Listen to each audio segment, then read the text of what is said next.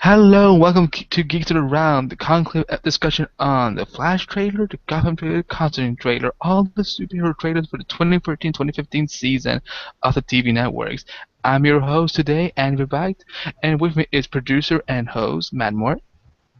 Hello, how you doing? Doing great, Matt. And the next up is Mr. Charles Whedon. Whedon. How you doing, Charles? I am doing great. Yeah.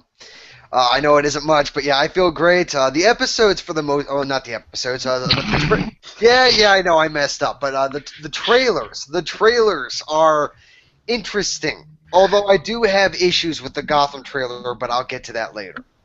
Yes, we will get to that eventually. And next we also have, joining us for the first time in a long time, Tori Rodney. How are you doing today, Tori?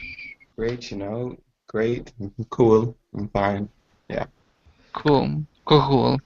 And then last but not the least, of course, Mr. Isaiah Mullins. How you doing, Isaiah? Wow, introduced me at the end. That's great. Thanks, Andy. Thanks. What? I In all said seriousness, it's great to see you, Andy, overall, and Troy as well. I missed you, man. I missed you. Because you don't call me. You don't text me, man. I've been busy, man. But Busy. really quickly, I like only one trailer, and that's about it. Let's go on from that. Alright, so let's get to our thoughts of that. But first, okay, so we're gonna talk about the Flash trailer, this new show on the CW, the Gotham trailer that is gonna air, the new show that is gonna air on Fox, and then we're gonna talk about the content trailer that is gonna air on NBC. And also, for anyone who's wondering, the reason we're not talking about Agent Carter is that there is no trailer, there's no pilot. But the only update there is that there's gonna be 8 episodes, according to Haley Atwell. So at least we have some coverage there, at least for you guys. So first, let's start. I have a question for you, Andy, real quick. Question, Sure. Andy. Do you actually know anything about the Flash TV show? I mean, I know this is new ground for you. Yeah, So, like these are my first Flash comics. Like, I don't, I don't have, I only have like Whoa. 9 books here. I have the original series and so on, but it's the Andy's first no spring time. chicken. No spring chicken. I'm actually These the are the host of connections. the Flash podcast. I have no connections. yeah, I was going to This say, is what you're. you do. Stop lying, How Andy. many episodes into the Flash podcast are you? I just released the 18th episode 2 days ago. And that doesn't include the episode like 0, does it? No. Because you had a pre-episode episode, didn't you? Yeah, on iTunes there says that there are 19 episodes, but as far as I'm seeing it, I've done 18 episodes. So yeah, basically the whole joke is that Andy actually knows what he's talking about when it comes to Flash. Someone Yeah. else in this hangout, however, doesn't know who the fuck Wally West is. I'm not going to mention names. Sorry, I'm very sick. I'm very sick. I hate you, Matt. I hate you. Okay, before we get any further, let's talk about the first trailer. Yeah, the first trailer. Let's take a little look for you guys at home. Let's look at the Flash trailer. Here we go.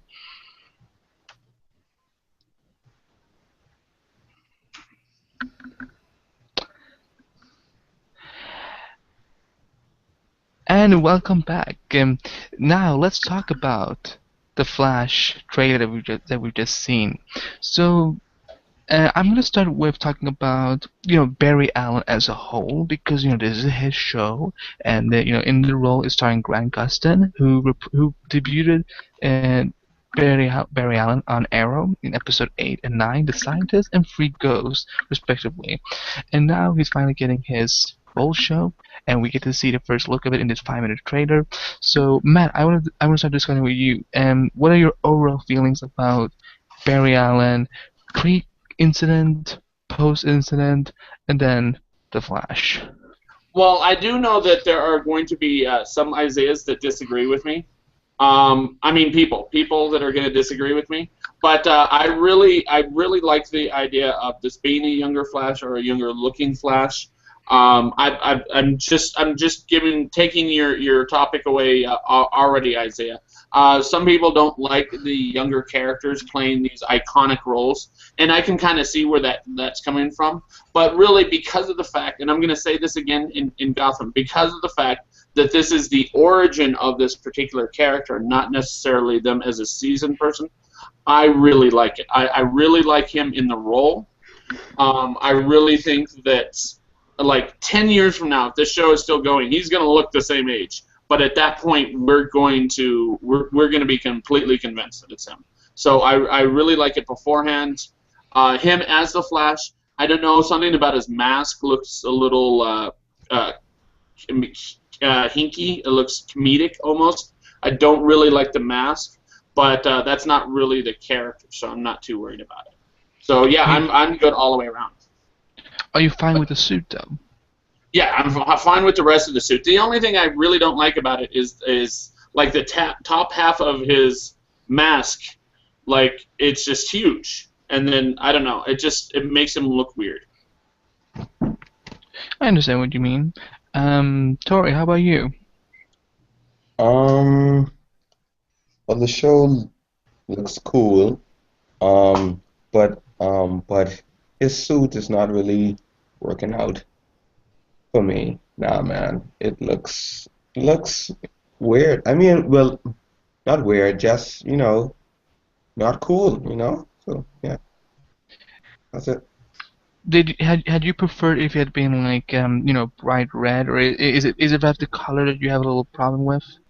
Not the color scheme really. I just wish that it had been, more modern because his suit looks similar to the one from the Winter Soldier. So like it's just like wow. But like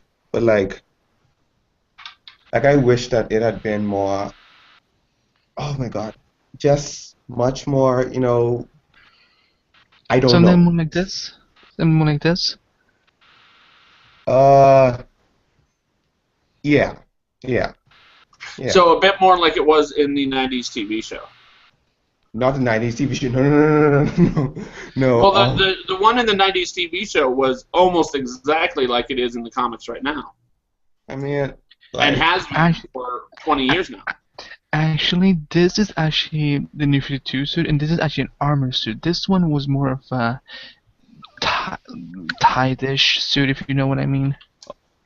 Well, the armor is 10 times better though, because it's on Injustice and it flew really smoothly with the Flash, because it made perfect sense for the Flash to have that type of armor. Okay, so but Tori, overall, like, how did you feel about Barry Allen, like, just as the character, without the suit, him as the character, him just running around and so on. I think that he is pretty, cool. When I watched him, I was, pretty impressed. Because like fans had a lot of negative reviews before he premiered, but like he really showed who's boss, and he nailed it. He nailed it. Well said, Tori. Isaiah, let's talk a little bit, you and me, because I know you're a big Flash fan. So how did you feel? I know Yeah. you have your hiccups with Grant Gustin, but how do you feel about Barry Allen now that you've seen more of him? Again, I don't hate the actor. I really do not. But for some odd reason, I just want to punch him in the face. For some odd reason, I still do. It's like, dude, I just want to punch him in the face for some odd reason. I mean, again, I don't promote violence by any means. I don't hate the guy by any means. It's that feeling again. Doesn't look And badass. the Barry, no, I wouldn't say that either. The Barry Allen character reminded me of Peter Parker in a good way, mixed with the more Flash and more the 52 universe. So that's a really good thing too. So it's not a bad thing. It's just that it just feels like too formulaic because I've seen the old Spider movies and the new ones and everything else. So it felt too much in that natural feeling. But again, I'm not judging it for what it is, but it looks okay. Okay. How about you, Charles? I like the trailer. And unlike Isaiah, I have never had a problem with Grant Gustin other than the fact that he acted in Glee, and I can't stand that show. But I will say that whenever I look at Grant Gustin playing Barry Allen, aka The Flash, I don't feel the urge to punch him in the face. I liked him in the 2-part episode in Arrow where he played Barry Allen. I liked him. I thought he was great in those 2 episodes. I didn't. Shut up, Isaiah. But no, it's just I like Grant Gustin as Barry Allen. I think he's going to be great as the Flash. And when it comes to his costume, his outfit, I really like it. And the helmet, the mask, doesn't bother me at all. I mean, I can see how it might make him a little big, like up like in here or around there. It doesn't bother me. I think it just works. I mean, it doesn't look as armored as maybe the new 52 uniform, but you know what? It doesn't bother me. I mean, I think it looks great. And since we're talking about the costume, if I may, they did mention that it is heat resistance and abrasive resistance. So basically, it's made, for the most part, only for running. It's not made for armor whatsoever. Yeah. Right, because it's the same alloy as like in the comic books and the 90s show. So it makes perfect sense. But I was gonna make a comment about that too. I don't hate this suit. It was really nice when I first saw it in the dark, but when I seen it, like, it was kind of silly. It's like when you see the Batman suit in the daytime, it's like that's kind of silly. And the casting, I do like the casting though. The casting really looks really cool, diverse. And I have no problem with the casting. It's just the main lead I have a little issue with. It's just he doesn't look okay. Let me put a very small scenario on this. I like Oliver, but I like the actor who played Oliver because he's really cool. He has that chemistry. He has that charisma. When I look at Barry Allen, the guy who played him, I don't see it yet. I just don't see it. And that's my only. He lacks badass. I will say one more thing. It's one tiny little gripe I do have a problem with in the trailer, and it's the scene near the end of the trailer where you see Barry Allen going up against the Storm guy, and he's creating that. What wizard? What? What a wizard? I guess I don't know who that villain is. Oh my God! Shut up! Shut up! Yeah, but it's just the way he said "time to think big." I thought it was just terrible writing, and I thought it was just really, really cheesy how he said that. That was I mean, not to get completely off topic, but that was something like a small little thing that I had problem with the trailer. Was the bad guy just seems overly dramatic? Yeah. I have to agree. And also I have a feeling that this season, again, it's just my feeling. It's going to be very, very predictable because I don't see nothing that's going to be like shocking or odd. Ooh, I just see it's going to be really predictable. Like, okay, that's kind of predictable. Maybe because I've seen a lot of shows, but that's just my feeling. Well, it is a CW show, so what do you really expect? Hey, watch your step there, sir. Yeah. It's not necessarily a bad thing. I do enjoy some CW TV shows, so I'm not like Supernatural. There we go. Yes, all those shows, yes. Yeah, Supernatural. But the thing is, but like his look, he doesn't look like a badass. I mean, I'm sorry, but like, okay, look, he's standing right next to me, right? I'll beat him up. Like seriously, he doesn't look bad. No, Tori. Let's be honest. He's gonna kick all of our asses with his superpowered abs. Yeah. Wow. Let me comment on this. Flash has never been a superhero that is supposed to look badass or intimidating. He's supposed to be the guy that you trust because he's out in the open and so on. So like to me, it doesn't matter that he doesn't look badass. So you to me, what? What? I don't understand the question. No, I mean, okay. When Zack Snyder has his Flash, then we will see. Yes, Isaiah, we will see the best Flash ever. You have my word right there. Let's just say that the CW DC universe and the DC cinematic universe are two completely different universes who shouldn't even be remotely connected. True. I mean, yeah, they're not connected. I disagree. I think they should connect it, but that's Nah. I think that's a different topic for a different day. So, but focusing on the trailer, we get to meet the Right. characters of the show. We get to meet Iris West, Detective West, and like Isaiah pointed out, it's a very diverse cast. Two we have two African American characters. We have supposedly a gay A one if they Latino, keep that thing from the comic books. We have sorry.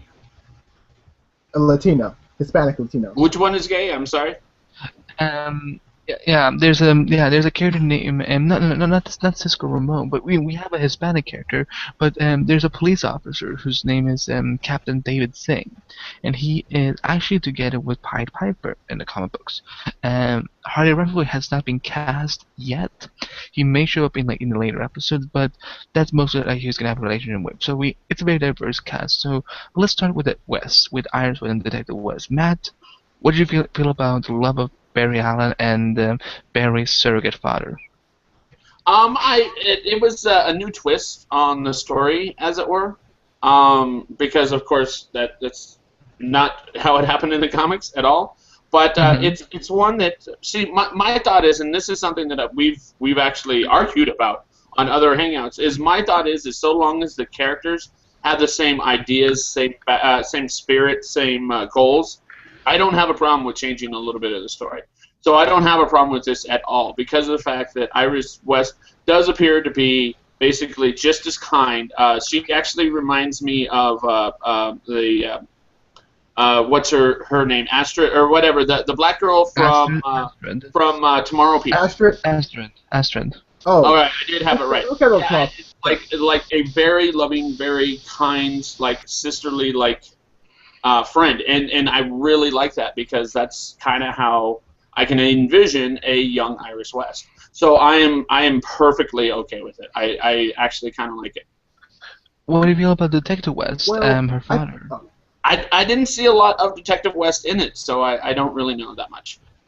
At least from Iris, we get a couple lines. I didn't really see much from Detective West at all. Detective West was a bit somewhere in the beginning of the trailer where he says, you can't go and chase his, urban legends and so on. Yeah, I don't remember that. I'm sorry. It's very quick. Yeah, I remember that. Yeah, it happened saying like you can't be docking work to chase all these urban legends and stuff like that. That's right. Yeah. It only lasted like what 5 seconds. So yeah. But Charles, what do you think about the Iris and Detective West characters? Okay. Before I say anything, I need assurances that you guys are not going to make fun of me.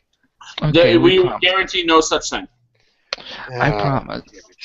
Well, Andy will promise, and then he'll break that promise, and then everybody wins, and I don't. But no. Anywho, I am not familiar with Iris West. Before this TV show, before you even mentioned his name, I have never heard that name before. Neither me. I just heard you say that. Neither me. Yeah, I have no idea who Iris West is. I have no idea who that woman is supposed to be. I don't know. The only two people in the show that I know is Barry Allen and Professor Zoom. That's it. Okay, fair enough. Yeah. So yeah, they make fun of you. Can we give a little background of who Iris West is in the comics? Iris West is a journalist for Central City newspaper, and she is the love interest of Barry Allen, and she's the aunt of Wally West, who becomes the third Flash or the second Flash, depends on if you want to retcon Jay Garrick, because that's what the comics have done. But he's technically the third Flash, and he's just been introduced back in the New 52. You can see him in these two issues, and he's now African American. Very proud of DC Comics for doing that, and so basically that's the idea. And you've seen it a lot in the animated shows with Justice League Unlimited, voiced by the great Michael Rosenbaum. Exclusive of Smallville, and he's like a very iconic Flash character. So, but we're not gonna make fun of Charles anymore of that yet. At least on this hangout. Exactly. Okay, but fair enough, Charles. But okay, but from what you saw, okay, because you can talk it from your perspective, being this is the first time you meet the character. Did you feel warmth from Iris? Do you feel like this is a girl I can get behind? Could you repeat the question? You kind of broke up there for a Okay. second. Oh, no worries. Is Iris a character you feel like you can get behind? Did you give a good impression? Well, okay, I'm gonna make myself look like even more of an idiot, but the woman that walked up to Barry Allen in the trailer, like, put her hand on his chest and said, like, your heart stops so many times, it's beating so fast. That was That's Iris? That's yeah. Iris? Okay. Yeah, when I saw that, I'm like, yeah, I really, really hope that Barry and her hook up. At the time, I didn't know who she was, but I really wanted her to be the love interest in the show. And now That's that I that's, now that I know that she is, I am happy. that's his sister, dude. Oh wait, what? Oh, In the TV show, Well, that's his sister. they're not son biologically related. son of a bitch! Oh, that's creepy. Let's give a little background on this also. In this show, Barry is taken in by Detective West when Barry's mother is killed and his father is sent to prison for supposedly have killed her, even though he didn't. So it's kind of like he's kind of like a surrogate family for them. Okay, all right. Well, Yeah. oh, damn it! Now I'm all confused. But Isaiah, how Yeah. did you? Okay, Isaiah, we're talking about Iris West and Detective West. What did you feel about them? Are you happy with the casting, for example? Jessica Martin, he's a very Yeah. well-known actor. Yeah, because it reminds me of the Mary Jane Peter Parker kind of stuff. Not the whole tumultuous bullshit, but like Spider-Man thing, which is good. I like how it went down like that because you know how Peter Parker and Mary Jane were actually really lovers. Barry and Iris. I don't know if I said her name wrong. And the detective Iris. being his mentor. Yeah, thank you. I like that more too because Barry needs someone he can look up to. Pretty much be his guide, him the hero. Pretty much. Oliver, he never had that. For what he kind of did was kind of weak. But here, didn't have a mentor to actually look up to. So the casting I do like, and the plot it goes up for it is good. I do like it a lot.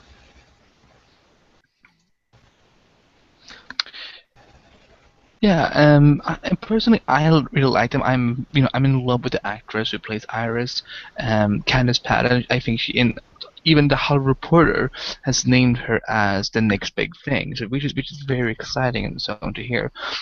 Jessica Martin, um, you know, Jesse Elmore, he's a legend. So he's gonna be amazing, and I think it's good that they added a big star power. Because that's what Arrow is very known for. I do miss Arrow's that. been known for getting a lot of star power with John Barrowman and so on. So getting someone like Jesse Martin, I think is gonna be a very good thing. And like I said, I have no problem with the race change because in the comic books they are white, but they now are black. They are African American now in the comic books, and Yeah, that's what Charles so mentioned. that's That, how I that, feel that about is something. That is something that since we're on that topic, something I want to bring up, and I've mentioned it before, it. Oh, is go ahead. Charles has we've discussed this myself and Charles. When you actually change the appearance of the character, that throws people off, and I can understand that particular viewpoint. However, there's also the counter viewpoint that most of these comics were created when the United States was very white-based media. And so Yep. I am perfectly okay with this changing the color of these characters because you know what? It's about time. It really is. Yeah, Because thank so God. long as they still have the same motivations, same ideals, so long as they're the same characters, I don't really mind that they happen to have a different skin color. Right. Well, I did have the viewpoint of like saying like if a character was originally white, then he kind of should stay white. But then after Matt explaining that counter viewpoint to me, I'm like, okay, maybe I should re-examine this, and I start to see things from his perspective. And I guess it does make sense, diversifying the comic books that were the comic book characters that were created in an overall white-based media. And I think that it's pretty good. I mean, it's kind of like when in DC where they made Alan Scott homosexual, and Whoa. when I first read about that, I'm like, well, I actually kind of like that. I mean, because they're and so yeah, it makes sense, and I do like it. That I do now like it that they're doing that. So Yeah. yeah. Tori, before we move on to the next point, what did you feel about Iris West and Detective West? Like Charles? I don't know them. Like seriously, I don't know them. It's okay. It's I, cool. Wait, It's no, okay. Tori. It's because they're black, isn't it? well, Because they're black. Yeah, because they're black. I don't trust those black people. I don't trust them. yes, Matt. Yes, yes, yes, yes. Oh, I forgot. Isaiah is the only racist black guy in this particular hangout. Bingo. Well, I know that, but yeah, cool. So you like them? Like, from what you've seen for the first time, did you like them? Yeah, that seemed pretty cool, I guess. Yeah.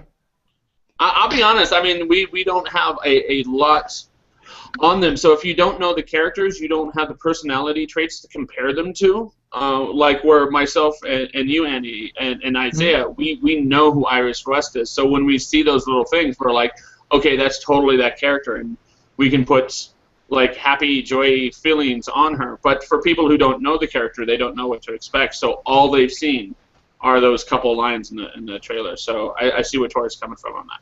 Yeah. No, I understand. So let's move on to something I think a lot of people are very excited to talk about is, one of the main arcs of this show is going to be the mystery of who killed Nora Allen, Barry Allen's mother. By the way, Yeah. I think that's a good casting. I like her. I think she sounds like she sounds like someone that would raise Barry, but we do get to see something yellow. Something and very evil looking, Mr. Reverse Flash / Professor Zoom. Well, And he's Professor. I think we should really okay, talk about that a little bit more, Andy, because people get confused between Reverse Flash and Professor Zoom. there are two different characters in really. the comic books. One is called Reverse Flash, and that is supposedly Hunter Solomon. The other one is Professor Zoom, that is Eobard Fawn, and this show is going to be called Eddie Fawn. And basically. Can I go into spoilers from what happens in the comic books? Just so people get an It's a idea what comic book. happens. It's an old comic book, for God's Yeah. sake. Yeah. So in the comics, Eobard Fawn, he goes back in time into Barry's timeline when he's like 8 years old or something and kills Nora Allen in front of Barry. Therefore, Barry gets this obsession of trying to find who killed his mom. So basically, what Professor Zoom does, he creates his own hero towards himself as the Right. villain. And Matt, I want to talk to you about seeing that this is going to be an arc of the show with metahumans and dealing with this this Professor Zoom and so on. How do you feel about it? What did you think about the first look that we got? Because we did get 5 good seconds of him. We get to see some eyes. We get to see a little bit of the suit and so on. Well, I mean, obviously we didn't get a lot of details on it, but it seemed to me when he was explaining it in Arrow. What they portrayed on screen in this trailer compared to how he described it in Arrow was exactly like how I envisioned it in Arrow. So I think it was a great scene, and I think that from what little we saw, it was actually pretty visually well done. I liked it. Yeah, and also, Professor Zoom is more powerful than Reverse Flash because Professor Zoom can go back in time. Reverse Flash can't really do that because he's a Wally West character, and Charles doesn't know that. And Professor Zoom is a really old and powerful character. He's a little bit more powerful than Flash, a little bit, because Professor Zoom's been around so long. And that's actually a question that I have for this show is that the Flash has a lot of powers, more than just speed, because of the fact that speed can translate things to physics into quite a bit of different things.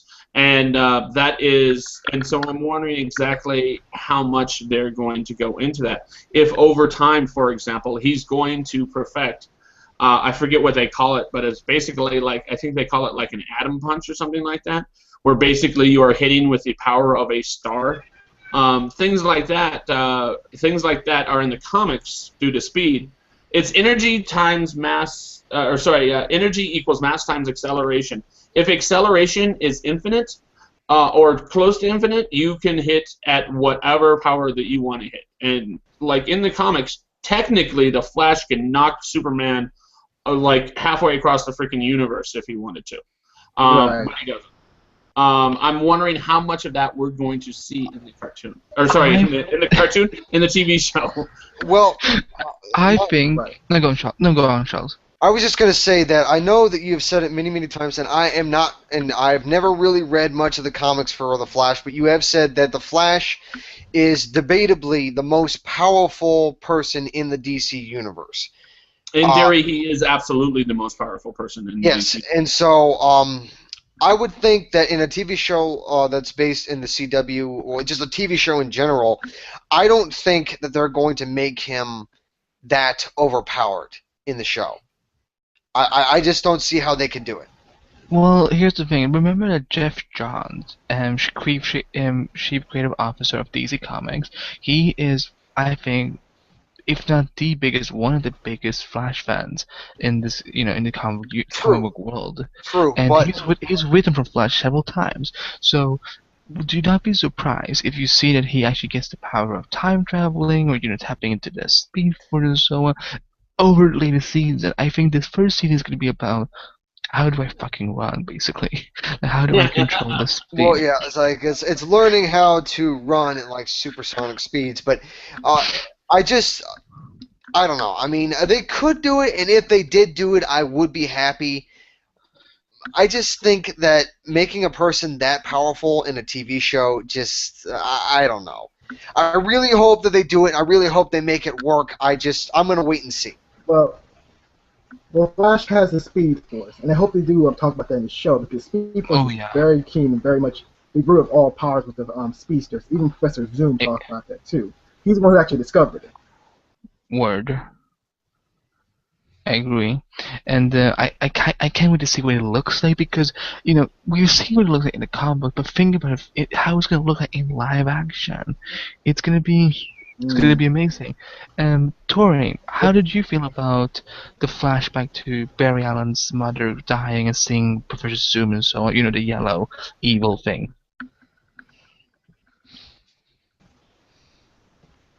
All right, we might not have Tori.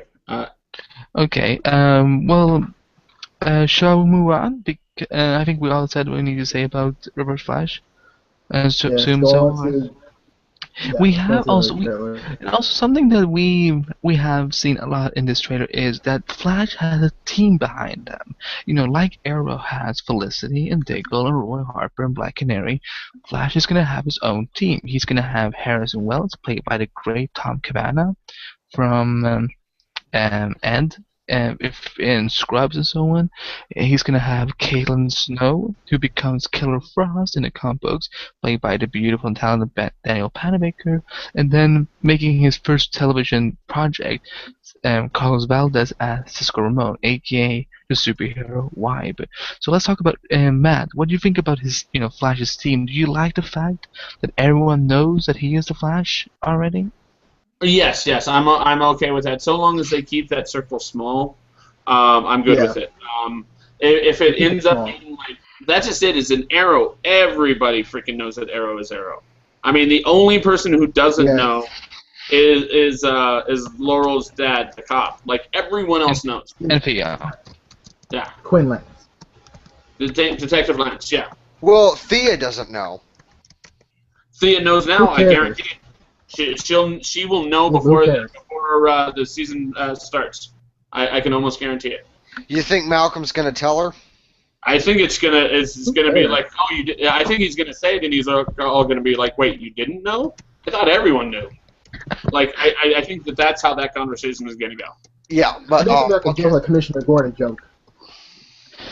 So, but what were you saying about Team Flash? You like do you like the characters?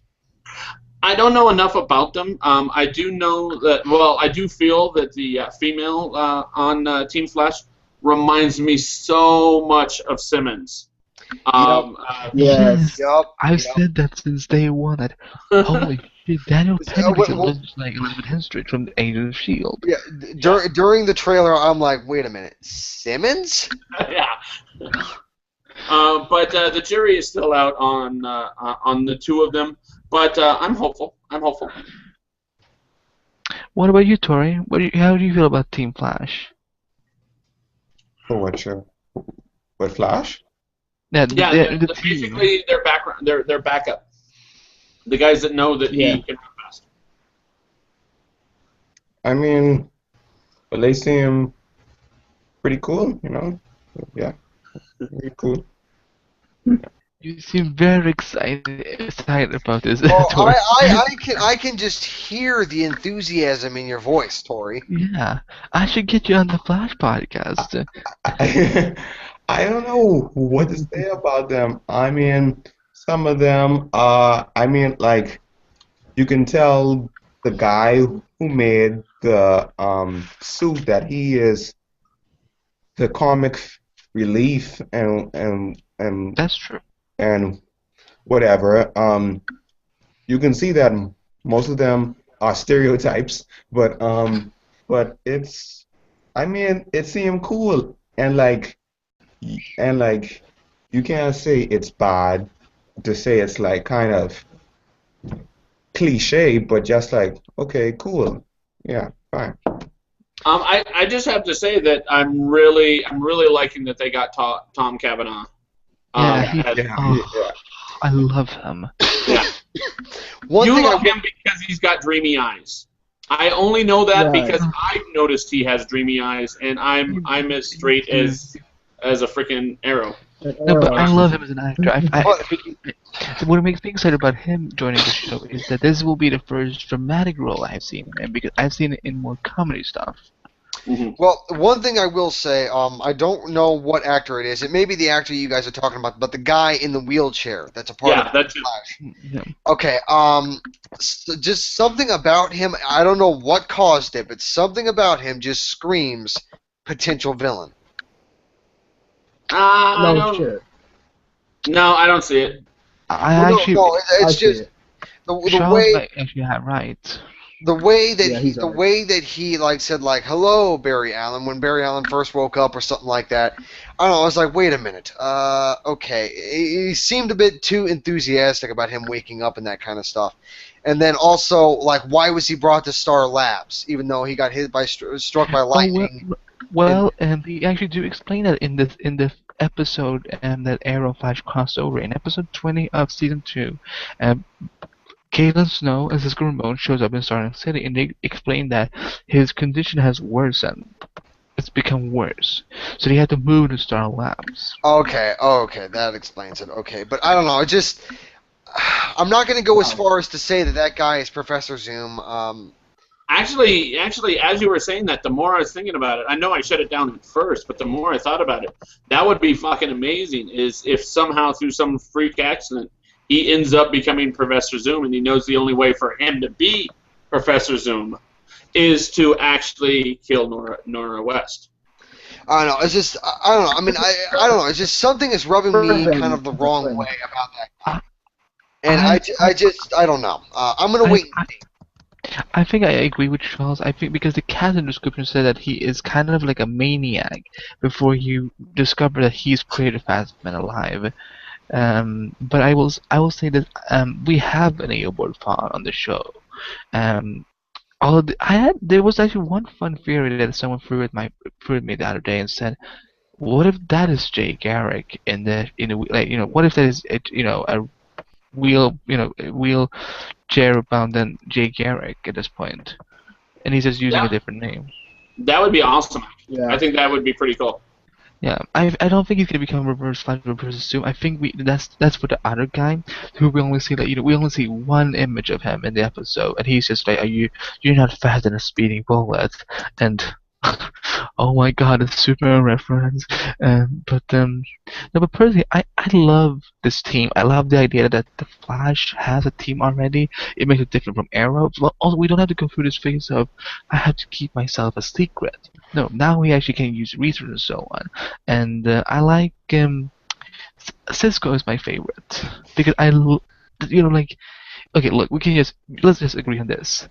They have Flash has just had its own Fitzsimmons basically. Yeah. Yep. which is okay. I think we need more of that. But Cisco is my favorite. Like right now, he's the comic geek boy, and I think I can relate with it a lot and so on. Especially with his skin color because he's Hispanic, he's brown. I'm also brown, and I don't get to see it very often, so I think it's very cool. Isaiah, lastly, before we move over to the next topic, what did you think about the, the characters of Team Flash? I like it. It's actually more quicker. It's like I like how they got the team out ready for Flash than unlike Arrow, which took them like 4 or 5 episodes. Like, oh dear God, you just get a fucking team and be done with it.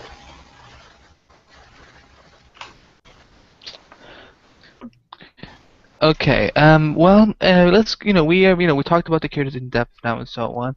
Let's start talking some Easter eggs because we do get a lot of Easter eggs. We get the appearance of Weather Wizard, who's gonna be, I guess, the first villain of the pilot. I guess. I think it may. I would not be surprised if the villains in this show is gonna be week by week cases then leading up to the rogues. But Matt, what did you think about all the DC Easter eggs that we had along with Weather Wizard? Um, well, I mean, as I mentioned before, I think the Weather Wizard itself was a little over the top, a little overly dramatic. I think that they could have gotten away with making it overly dramatic if they had actually referred to him as the Weather Wizard, but they didn't. Um, and then we end up having all the metahumans show up. It seemed very much like Infamous to me, where basically this tragic thing happens, and then all these metahumans show up. Um, but uh, but then, of course, later on, we ended up having the Arrow plug in there as well, and I really enjoyed the Arrow thing. Yes, I Yeah. was. I will also point out that just an hour before this trailer was released, it was announced by TV Guide that Stephen Amell is going to be appearing in the Flash pilot, and I don't think that was his only scene. I think we may actually have some more screen time with him. But yeah, this we're not gonna get into this topic, but with the DC TV universe for CW, they're definitely connected, and I like that. They can just take a train from Starling City to Central City, and Well, you know, you see it very Well, that's the briefly, fun but with the you show. actually see them going into Starling City. You actually see the sign saying you are now entering Starling City. So that particular scene most likely happens in Starling City. yeah, I think Barry runs over to Starling City. He's like, "Sup? I can run now. Yeah, Are you still doing your arrow thing?" yeah. It used to take me 2 hours to get from here to there, but now, oh no, I'm there already. Like, Like a blip in the Flash. Isaiah, what did you think about all the Easter eggs and what a wizard and so on? Well, it's interesting, it's cool, and WB should take down notes because they never do this crap. They really don't. Like, hey, take down notes. They're actually doing something better than you. Oh, you're not? Oh, okay, then never mind. Never mind. You don't like money. Never mind. Okay. And Torre, how about you? Well, like I said before, I don't know that much about it, so I can't really distinguish what are the Easter eggs in it, So, just like, okay. Yeah. well, I mean, Fair enough. what did you think of? Sorry, I didn't mean that. It's Andy's show, but what did you think of Weather Wizard, for example? Um, seemed pretty lame. I mean, like, he seemed lame. Like the part, what you were speaking about, saying how, oh, for a while, he's been thinking small. Now he has to think big. Oh my God. Yeah, where he said time to think big. Yeah, Yeah, that was just a whole lot I of was, it. I was like, And he said that at least twice, if not 3 times. mm, I was like, oh my God, this is like Smallville season 8. Like, oh my God. Hey, Oh, hey, hey, hey, hey, hey! Watch your step there, Tori. I love Smallville season 8. season 8 It was was great. season 1 and 2 that kind of sucked ass. From then on, it got much better. But back to Flash. Yes. Charles, how about you? How did you feel about About. about the Easter eggs and the bigger Flash universe and Wonder Wizard and so on. Well, I'm with Tori on this. I am not entirely familiar with all the characters. No, it's okay if you don't know them. It's okay. There's no doubt that there were Easter eggs there. It's just I was not familiar with them to know them when I see them. The only Easter egg that I can think of is Professor Zoom, but that's not much of an Easter egg because we know he's going to be in the show. Well, we see Ferris Air, which is Ferris Air, which is a Green Lantern thing, and Which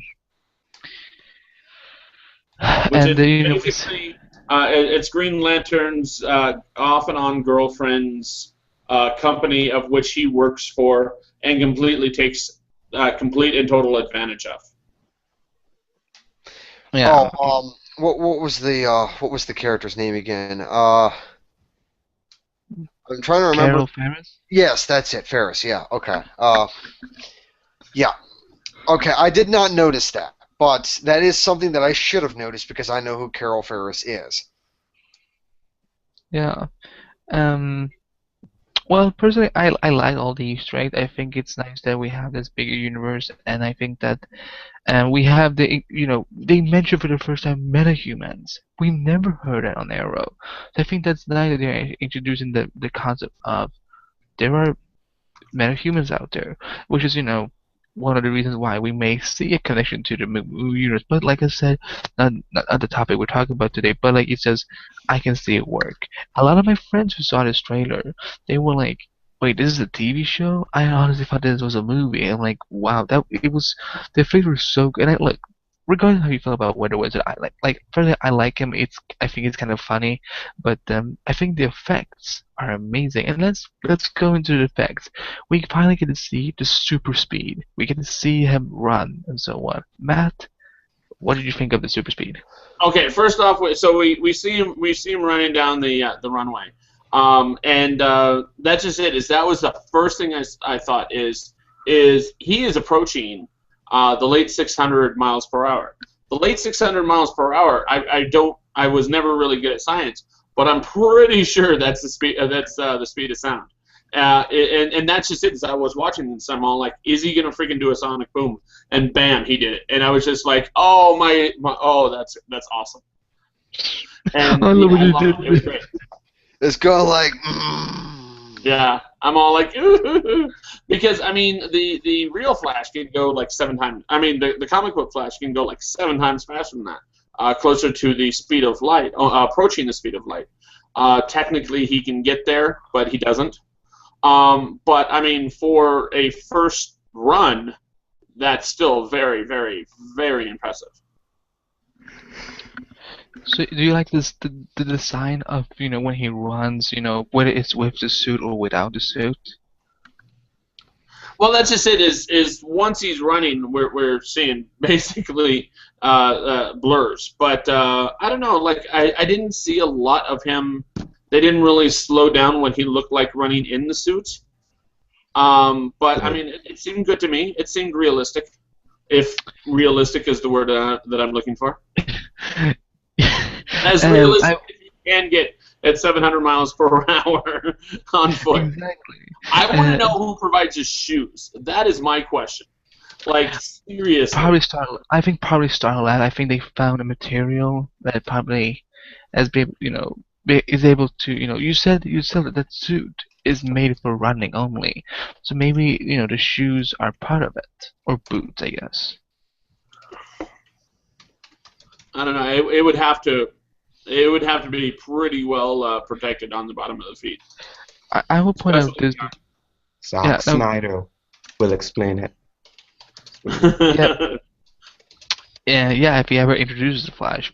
But what I liked about this is that Jeff Johns he's made a promise that he made a promise many months ago saying that we're gonna get a new technology to the super speed. It's not gonna be like small or whatever. But so and I like that we got to see something new. This super speed was new, and like look, people give CW crap sometimes, but seriously, that super speed knocks the fuck out of Quicksilver's super speed in the X-Men trailer that I've seen. Sorry. And that's just it. Is Quicksilver on the Marvel side? He's supposed to be potentially as fast as at least. I mean, he's supposed to be hella fast, like as fast as the Flash. But the thing is we never see it because all of his speed he's using towards actually fighting, and so it's always short distance runs for the most part. So he never really achieves the speeds overall the Flash does. But technically, he's supposed to be able to be as fast as him. Yeah, I suppose this. I don't know. I'm not gonna get into because I don't know. I would love to get into the discussion but the thing is, I know more about Flash than I do Quicksilver, so I don't really know how to answer. But I will say that visually, I think the Flash looks much cooler in the super speed from what I've seen now in this trailer compared to um the um the X-Men Days of Future Fast one. For example, I just want to throw this out here. Is sure. the Flash actually has a reason to hit the speed of light? He does that to actually get into the Speed Force, and to do that, he actually has to transverse the entire freaking world multiple times to do that, because he has to approach that speed, and it takes him a little while to ramp up to that. Quicksilver has absolutely no reason to go that fast. So technically, he can go that fast. He just there's no reason for it. Right, because Quicksilver, he was born that way. He was already born fast. He was already born the fastest man alive. He didn't. Also, let me get in this really quickly. I'm just imagining Lady Gaga right now. when Flash goes to Ultimate Dimension, he can't use the Speed Force. When Quicksilver goes to different dimensions, he doesn't need Speed Force. He's already fast already. He doesn't need nothing else. He just needs his speed. So that's why he's a little more fast than Flash. He doesn't need the Speed Force. And that's why the writers say, like, what if he pretty much copies some elements from Quicksilver? Like, he's fast. He's already fast enough. He sees things very slowly. That's why. So that was kind of cool. That made very little sense. I'm sorry, Isaiah. Like if you're saying that Quicksilver does not have to speed up, that he's fast, that he's his top speed when he first kicks off, that I can understand. But otherwise, I can't see how he would be faster than Flash. Well, again, it's like, I would put in a better term. Zack Snyder. Flash. Be quiet over there. Be quiet. Yeah. Okay. Stop saying Zack Snyder. You're gonna take a drink every time you say it. But it's not because Quicksilver he's naturally fast. He's naturally faster than the Flash. Because, like I said before, if the Flash goes to Ultimate Dimension and he can't use the Speed Force, he's just a normal person. But when Quicksilver goes to Ultimate Dimension, he can pretty much be fast anytime, anywhere, any dimension he goes to. So that's why I think he's a little bit faster than the Flash naturally, but theoretically, Flash is faster than him. So I'm going to disagree with you, but that's not necessarily a conversation we should be having right now. That's a conversation we can have afterwards. Yeah, Tori, without mentioning the name Zack Snyder, what did you think about the super speed on this show, in this trailer? Zack Snyder. That's all I'm going to say on that. Yeah, exactly. Hold on. Zack Snyder will make it. I thought it was That's very. the only line. I'm sorry, but he's just awesome. I mean, yeah. Okay. Yeah, the man is not flawless. No director is. No one. Not even no human being is flawless. So. The guy made the Godfather. He's flawless. All right, so go on, Tori. Yeah, exactly. I liked his speed. I liked that his suit wasn't shown like in slow motion, really, because his suit sucks. And wow.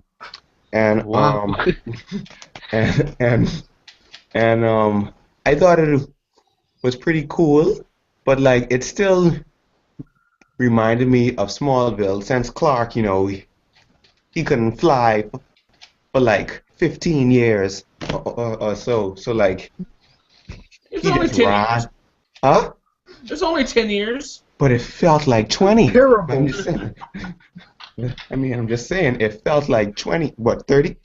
40, yeah, 40, fine, fine. Yeah, but like, he just ran every episode. I was like, dude, I'm watching you to be Superman, not little Well, boy. You know what I'm saying? Like, Smallville was never about Superman. Smallville was about the years before Superman. So That's so bullshit, yeah, though. I get hate over Smallville. it. I'm just saying. But like, Here's the thing. Smallville um, has a. Wait, if I use my internet for 1 second, Smallville is like my Bible. Like you fuck with Smallville, you fuck with me. I'm actually gonna kind of have to agree with Maddie on that one. Is Smallville? Since we're bringing up Smallville, Smallville was the beginning of these TV shows.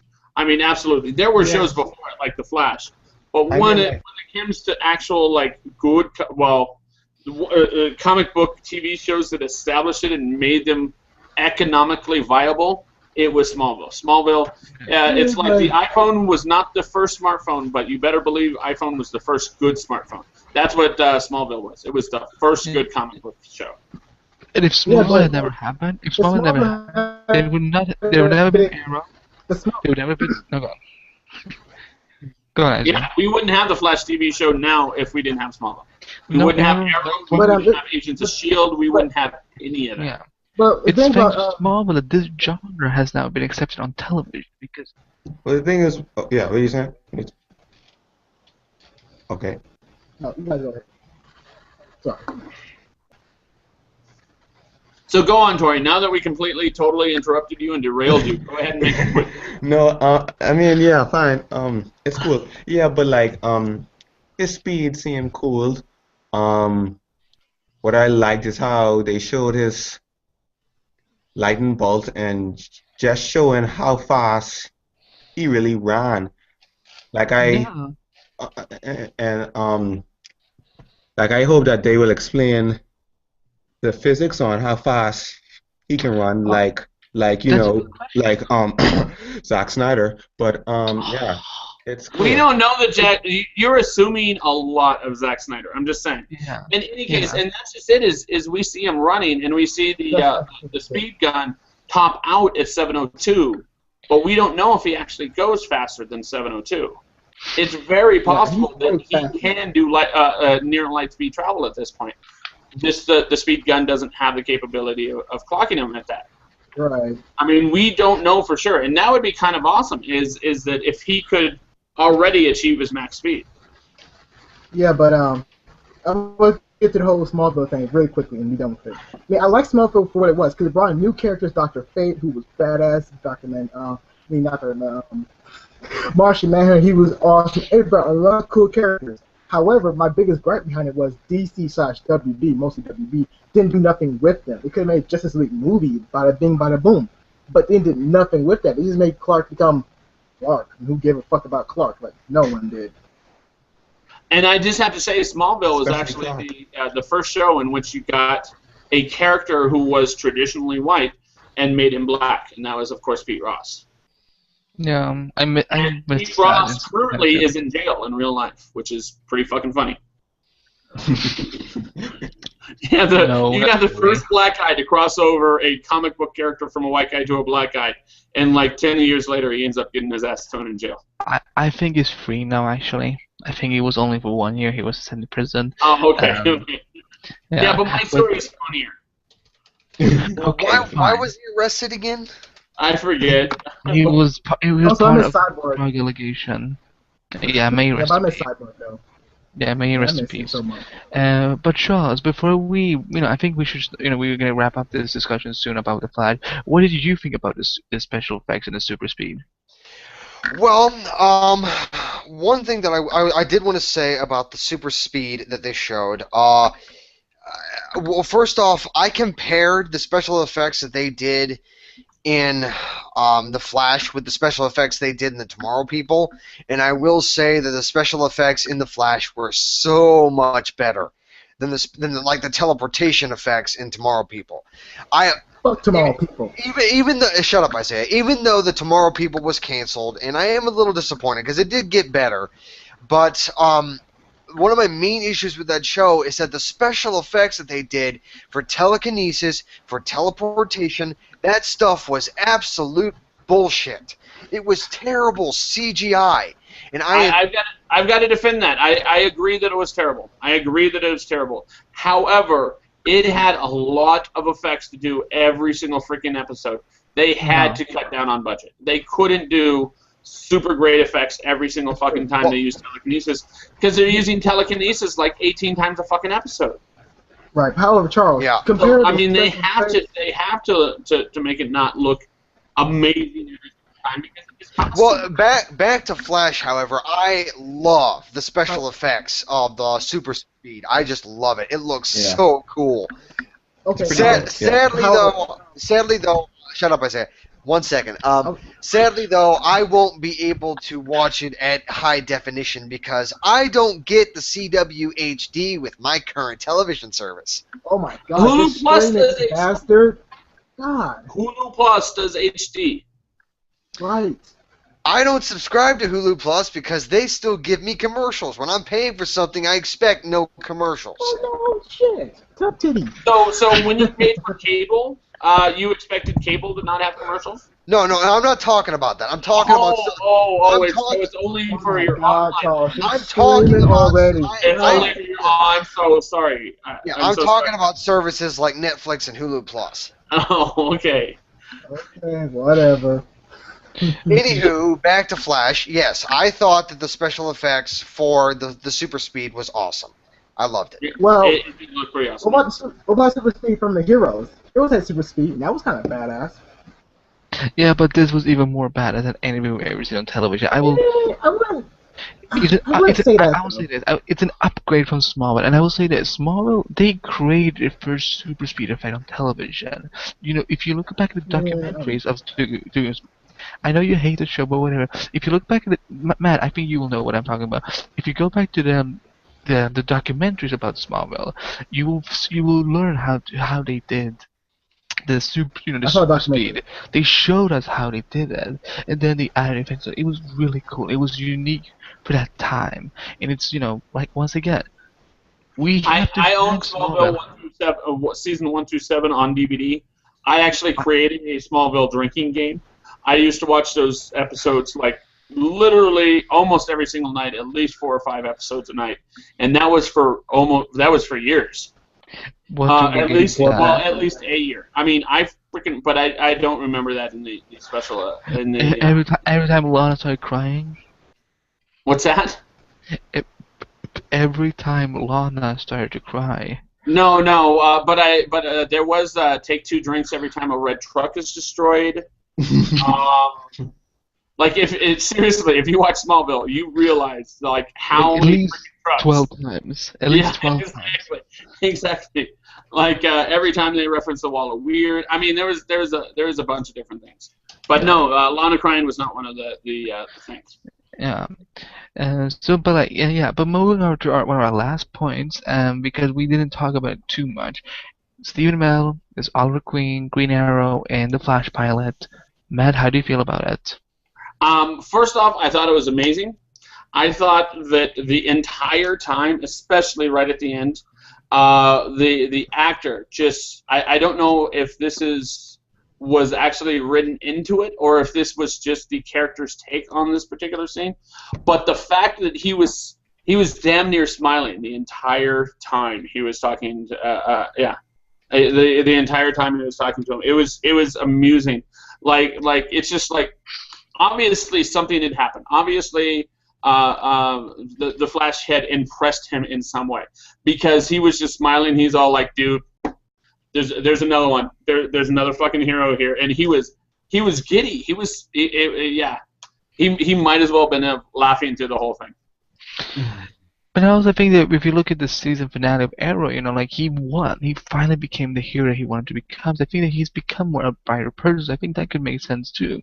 But I like what you're saying too, Matt, that he looked at Barry as an inspiration himself. Because if you remember, in the first episode of Arrow that Barry Allen was in, he was inspired by the Green Arrow. Yeah. And that's just it. Is I don't know. I thought that I'm really hoping, and I'm really thinking that it might be the good vibes that come from the actor himself.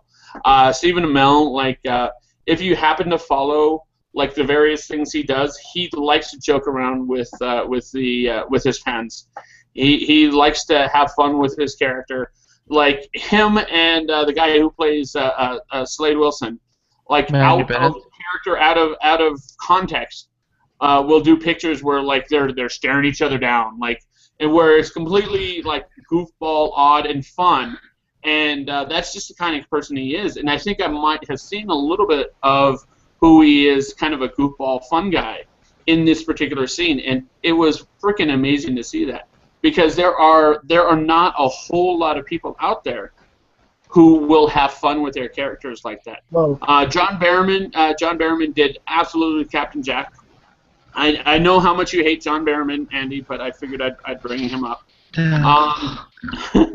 but He- But, he's I a mean- pussy, though. I'm sorry, he was a pussy. He was a straight pussy. I'm sorry. Yeah. So he was a pussy. Yeah, once again, John Barrowman is my Bible. If you hurt him, I will hurt you. But You heard it here first, folks. You fuck with John Barrowman, Andy will fuck with you. yeah, basically there are very few people who will, without being paid to do so, pimp out their own characters on a TV show because they actually genuinely like those characters on the TV show. Another example of that is Robert Downey Jr. Robert Downey Jr. He will be on a Sherlock paid tour or whatever, and if a fan goes, "Hey, I loved you in Iron Man," he'd be like, "Dude, I am Iron Man." Like he'll say those words like straight out to him, because that's the kind of person that he Do it is. again. Robert Do it Downey That's Jr. again. true. Stephen Yeah, Amell do it does the again. same thing. Yeah, Stephen Amell is a yes. Bless Stephen Amell. Bless. I don't believe in God, but if there is one, it's a sign of Stephen Amell. He sent us to Earth, including John Barrowman, because John Barrowman. But yeah, guys. Okay, calm down. Gentlemen, let's wrap this up. Okay, so let's go. One person at a time. Matt, on a scale of A to F, how excited are you for the Flash? A to F. Is F the best? I'm kidding. You're going with school grades. I'm definitely going with an A minus, and I'm only saying A minus because of the fact that that we're only seeing the highlight reel, as it were, and so I can't give it a full A or A plus yet. Once I see the show, then I'll be able to appraise. So right now I'm like skeptically optimistic. If that makes sense. Okay. Tori, you being the most, you have been the most excited person for this whole show and this whole discussion. Yeah, Tori, you need to slow your roll, Yes. calm down. Yeah. Yes, calm the fuck from, down, dude. from between Zack Snyder and Jeff Johns, what kind of grade would you give it? No, give it between A and F, please. Try to do No, it. no. Let's change it for him. Let's change it from him. For him, between Michael Bay and Zack Snyder, what rank would you give it? Oh, flip. Oh, man. But who's in between? It's so hard. Oh, my God. He's hard. Oh, my God. Oh, what now? Question, please. What? Repeat the question. Please, repeat the question. Okay. Between Michael Bay and Zack Snyder, how excited are you for the Flash TV show? We're making fun of the fact that you said Zack Snyder at least 7 times when he has nothing to do with this discussion. At all. Michael Bay. Well, first of all, Michael Bay is like God. Oh my But, god. Oh my goodness, no! No, Tori! No, cheating, so Oh my You have god. failed this No. city, You have You failed. failed. sir. You failed its hangout. Okay. I didn't finish. I didn't. Tori, All right, Tori, A to F, A you to F. failed the internet. He didn't finish. He didn't finish yet. He didn't finish. He didn't finish. But then Zack Snyder is just like, Oh. oh my God. Oh my god. These Y'all guys, is nuts, dude. these guys are so underrated. They deserve like so much awards and Tori Oscars the and whatever. Zack, sitting in a tree, Kissing. What? Andy, shut up! Like seriously, shut up! Anyway, Isaiah, on between A and F, between A and F, how excited are you for the Flash? This is for me. I don't use ratings. I use my own words. So it's a sigh. Okay. I don't hate the show, but I'm not super excited. I have to watch it myself. So I have to really much watch it myself to see what I think. So it's a sigh. Okay. Okay, and Charles, lastly you. Between A to F, how excited are you for the Flash? From what to what again? A to F. Oh my God, really? A to F. Why don't you just do numbers? I'm better with numbers. Oh my God, Charles, stop being difficult. All right. Okay. Yes. Okay. So 1 being best, 5 being worst, or actually no, the other way. 1 being worst, 5 being best. I would say that me being excited for the Flash, I would say a 4. I'd say a 4. I'm so glad that It took you're forever. better with numbers and then getting them reversed than you are with letters, in which everyone knows what the good version is. I really. Yeah, I did 4. 4. That's my stance. Let's move on. So that I'm would gonna be a B on what he said. Just to point. I'm gonna give it an A/5 because I'm fucking excited about Flash. Deal with it. So let's move on to our second trailer discussion, which is Fox's Gotham. Let's have a look.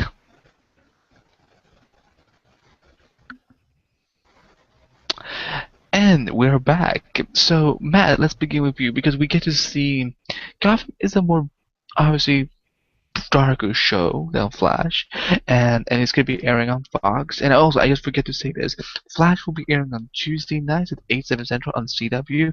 Fox's Gotham is gonna be aired on 8 p.m. Monday nights on the Fox Television Network. So my first question to you, Matt, is we get to see that this is a story before all the Batman craziness, basically, before the batshit crazy comes up. So how do you feel seeing all these younger characters, especially Gordon, Bullock, Bruce Wayne, Catwoman, all of them? How do you feel about this younger take on all these characters? Well, that's just it. Is something they say in the extended preview where they actually talk about the making of the show is that we have never seen these characters at this point in time before. But that is not true. Actually, we have seen these. We have seen a young Jim Gordon.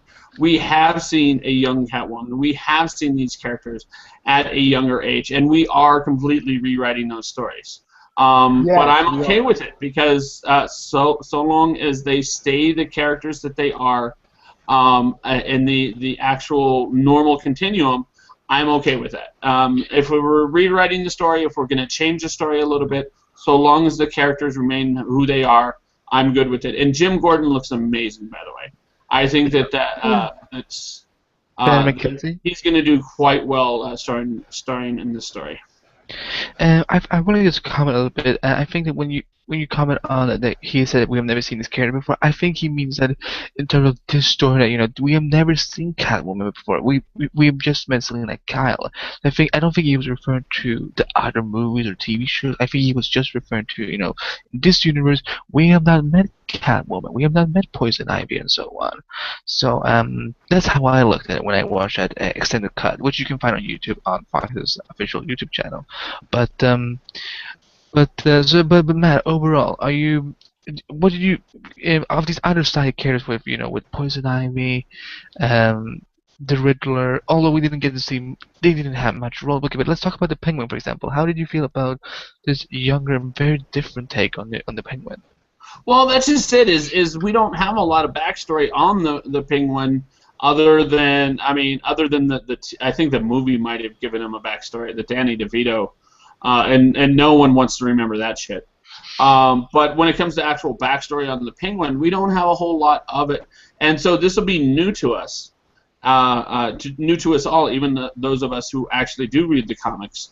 So I'm okay with it. But my thought on it is that he's awful skinny to be the Penguin. Other than that, I got no problem. Yeah, pretty much. Except with his hands too. His hands are not penguin-like. Well. We don't know if not all versions of the Penguin does he have the webbing. Oh, come on! That's what makes him the Penguin. What? All right, we lost Isaiah. Thank goodness, because he was about to go on. You did like this. Okay, Charles, you said you were more critical of this trailer. Yeah, I don't know what it is, Andy. I don't. I can see why all of you are loving this Gotham trailer. I'm not loving it. But yeah, shut up, Isaiah. You love it. You love it. No, I don't. But, That trailer. He's being quite skeptical. But no, I would say that it's not affecting me. It isn't. I don't like the fact that Batman is a kid. I don't like that. Because he's not allowed to be a kid. It's because he's not black, right? Yeah, I know. That's because he's not black. But no, I don't like the Penguin. I don't. Apparently Riddler and Poison Ivy are going to be in this show, both of which I don't like. What else? Catwoman. Everything. I just don't like her face. I don't. Because she looks like a younger Michelle Pfeiffer. No. Well, I don't know. It doesn't. I don't know. I don't know. It just this show is not affecting me like it is affecting all of you. It's like, whatever. It just the only reason why I will watch it is because of Donald Logue. I love Donald Logue. I love that guy. I've loved him in almost everything he's done. I loved him in Terriers. I loved him in Vikings. He was awesome in Vikings. He played By the a great way, rest in peace, Terriers. You will never be forgotten. Terriers was amazing. Yes, it was. It was awesome. Okay, well, Tori, how did you feel about seeing all these characters? Okay, so wait, let me rephrase that. Hey, Zack Snyder, how do you feel about the Gotham trailers? Oh my God! Oh no. This is my talk right here. This is where I shine right here. This is where I shine. Okay. The stage is yours. There you go. No, listen. Every part of the trailer was good until the end, where it said Fox. That like every part of it was good. Why? Because Fox has a knack for just canceling good shows. So like I can't oh my God. No, it's not just good shows, Tori. It's good science fiction shows. Yeah. Howard, they have a bad feeling of doing it out of order. They did that with Almost Human and other shows. They did it out of order. The thing they is might do it with this show too. They did that with Firefly and they did that with Almost Human, both of which were science fiction shows. Now with Gotham is a superhero / detective show. And I doubt they're going to do it because they've had a reputation of doing that with science fiction shows only. I've never seen them do it with anything. Almost Human was a sci-fi detective show.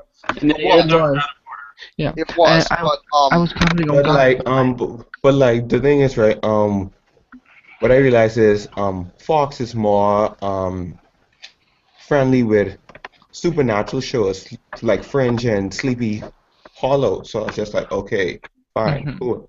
But your question, I thought the trailer was pretty cool. What? Don't mind him. Go on, Tori. Yeah. Okay. Go on, Tori. Yeah. I thought the trailer was pretty cool. I hope that they aren't trying to do the same Nolan verse as having it all, dark and grim and stuff like that.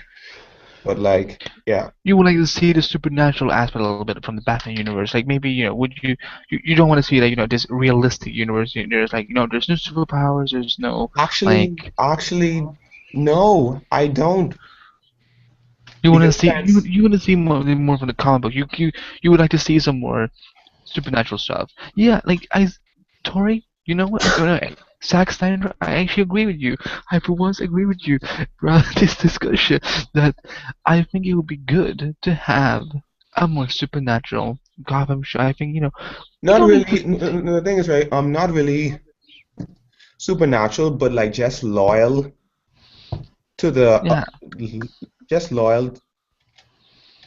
I'd love to see maybe Clayface before Clayface becomes Clayface. I'd love to see. I'd love to see the supernatural characters. before they I actually become the supernatural characters. I know that it's pretty much a far fetch, but Zatanna and Batman has a relationship from from the past, and maybe we could see John Zatara, Zatanna's father. Yeah, that'd be awesome. And that's just it. Is I don't know, things like that in the comic book, for example, and not a lot of people know this. Since you brought him up, Batman actually does in the comics know a little bit of magic. He's not by any stretch Actually, a he master at it, but he does know the basics. he was good. He was good friends with the Hush, so we might see the Hush in here too. All right, we're getting some background noise from someone. That was Tori. But yeah, I mean, we might see the Hush in I'm this really hoping that we see a little bit more of that in this particular show. Maybe some of the darker supernatural villains.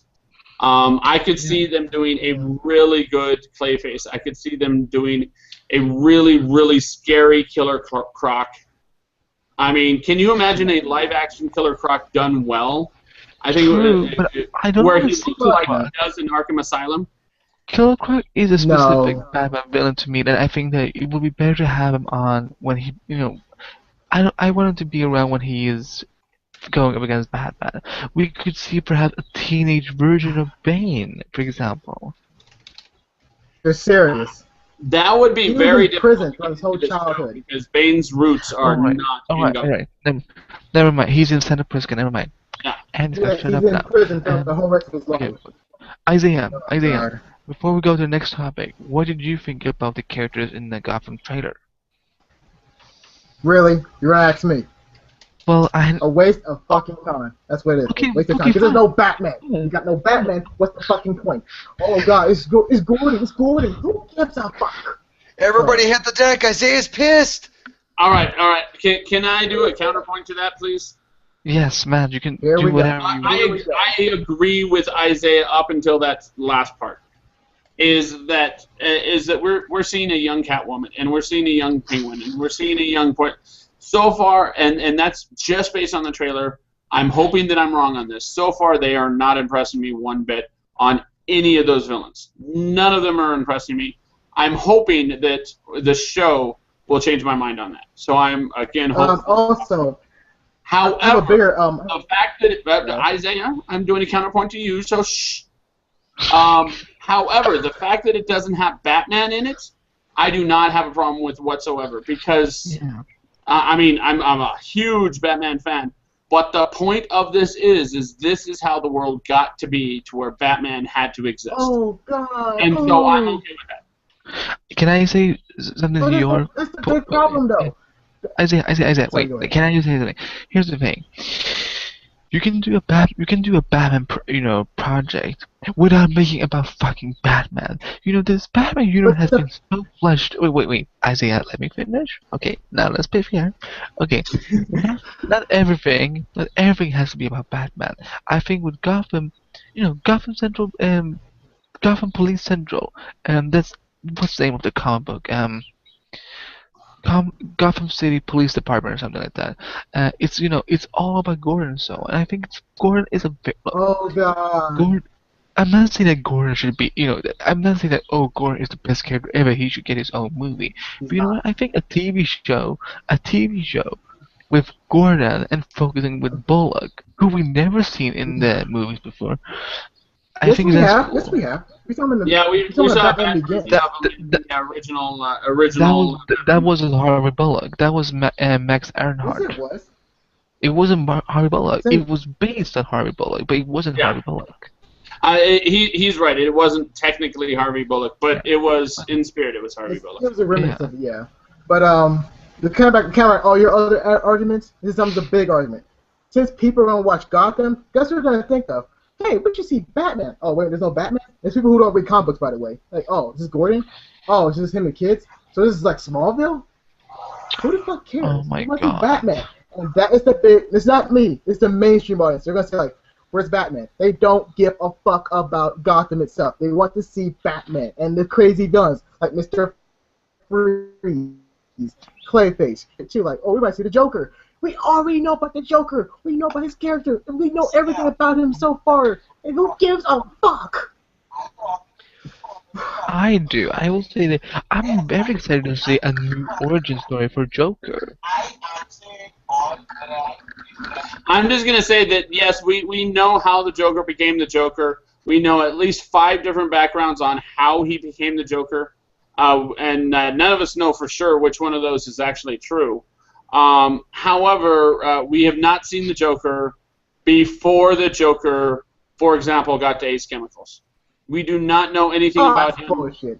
before that, except possibly he might have had a girlfriend that he was trying to steal money for. He had multiple origin stories. He had them from the Batman cartoon. Multiple origin the movie, stories, that but is. we don't see anything before that origin. We don't see how But he it's got over to that He was a point. criminal. He was a thug. He was a criminal. He was a thug. He always worked for someone big. So let's see that. That's just it. Is Again? some stories he wasn't a thug, he wasn't a criminal. He was a desperate man who was doing a single crime, and in that single crime he ended up getting thrown into a vat of chemicals. It depends on He was a the piss story. poor. There are multiple of them. Yeah, but it started out he's a piss poor comedian, which he was, and that's why he went into like crime. He's trying to make it big as a comedian, so he sucked. That's how he went to becoming the Joker. And also, again, these are You just origin said stories. 15 seconds ago he was a thug and a criminal. He was. He's a comedian. Because that's how he started everything else. He was a comedian, he was a thug, a crime boss, and then he went to the Joker. That's how it all went down. And also, That's not how. why do we That's need an not a origin- single origin why do story. we need has another between all of why those. we need another origin story for Batman and everyone else? Again, like Smallville. Why do we need another one? Seriously, Okay. no Isaiah, one you- cares. Isaiah, Except for the fact that Smallville went 10 seasons. 10 Fuck seasons. Smallville. Fuck that shit. Matt, may I mute him? Um, Because I'm the host, I'm trying to behave this time. But may I mute him? I'm sorry, Because folks, but I'm sorry, folks, but Gotham's a time. God. okay, I'm gonna say this. When they first announced Gotham, I'm first gonna say, Fox, you're douchebags for announcing Gotham 2 minutes after the Shield pilot has aired. I'm not kidding. On September 24th, 9:02, they announced Gotham. That was douchey of them. I will say this, that I was a bit skeptical. I was like, why are they doing this? What's the point of this? But then I started training. I'm like, you know what?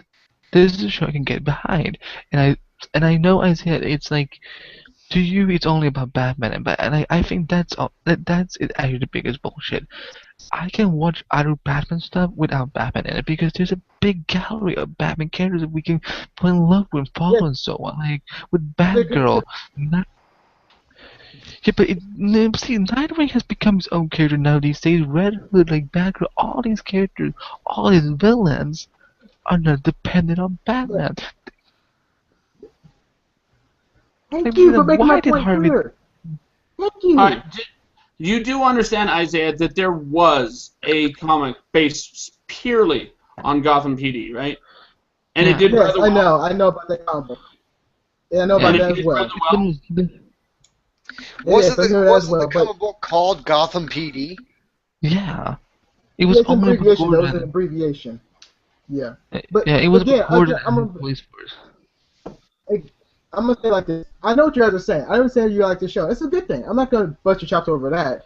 My main issue is that the main audience are not going to understand it whatsoever. If you say like, "Oh, we're going to get an origin story," they're not going to care. That's my whole big argument. They're not going to care. They really are not. You say the audience Not is not gonna complicated like understand. Look, if this show is not going to be about just for comic fans, this show is going to be drawing a lot of new people to it. But this Gordon again. It's about Gotham. Like, okay, we know Gotham's like Chicago. We know that.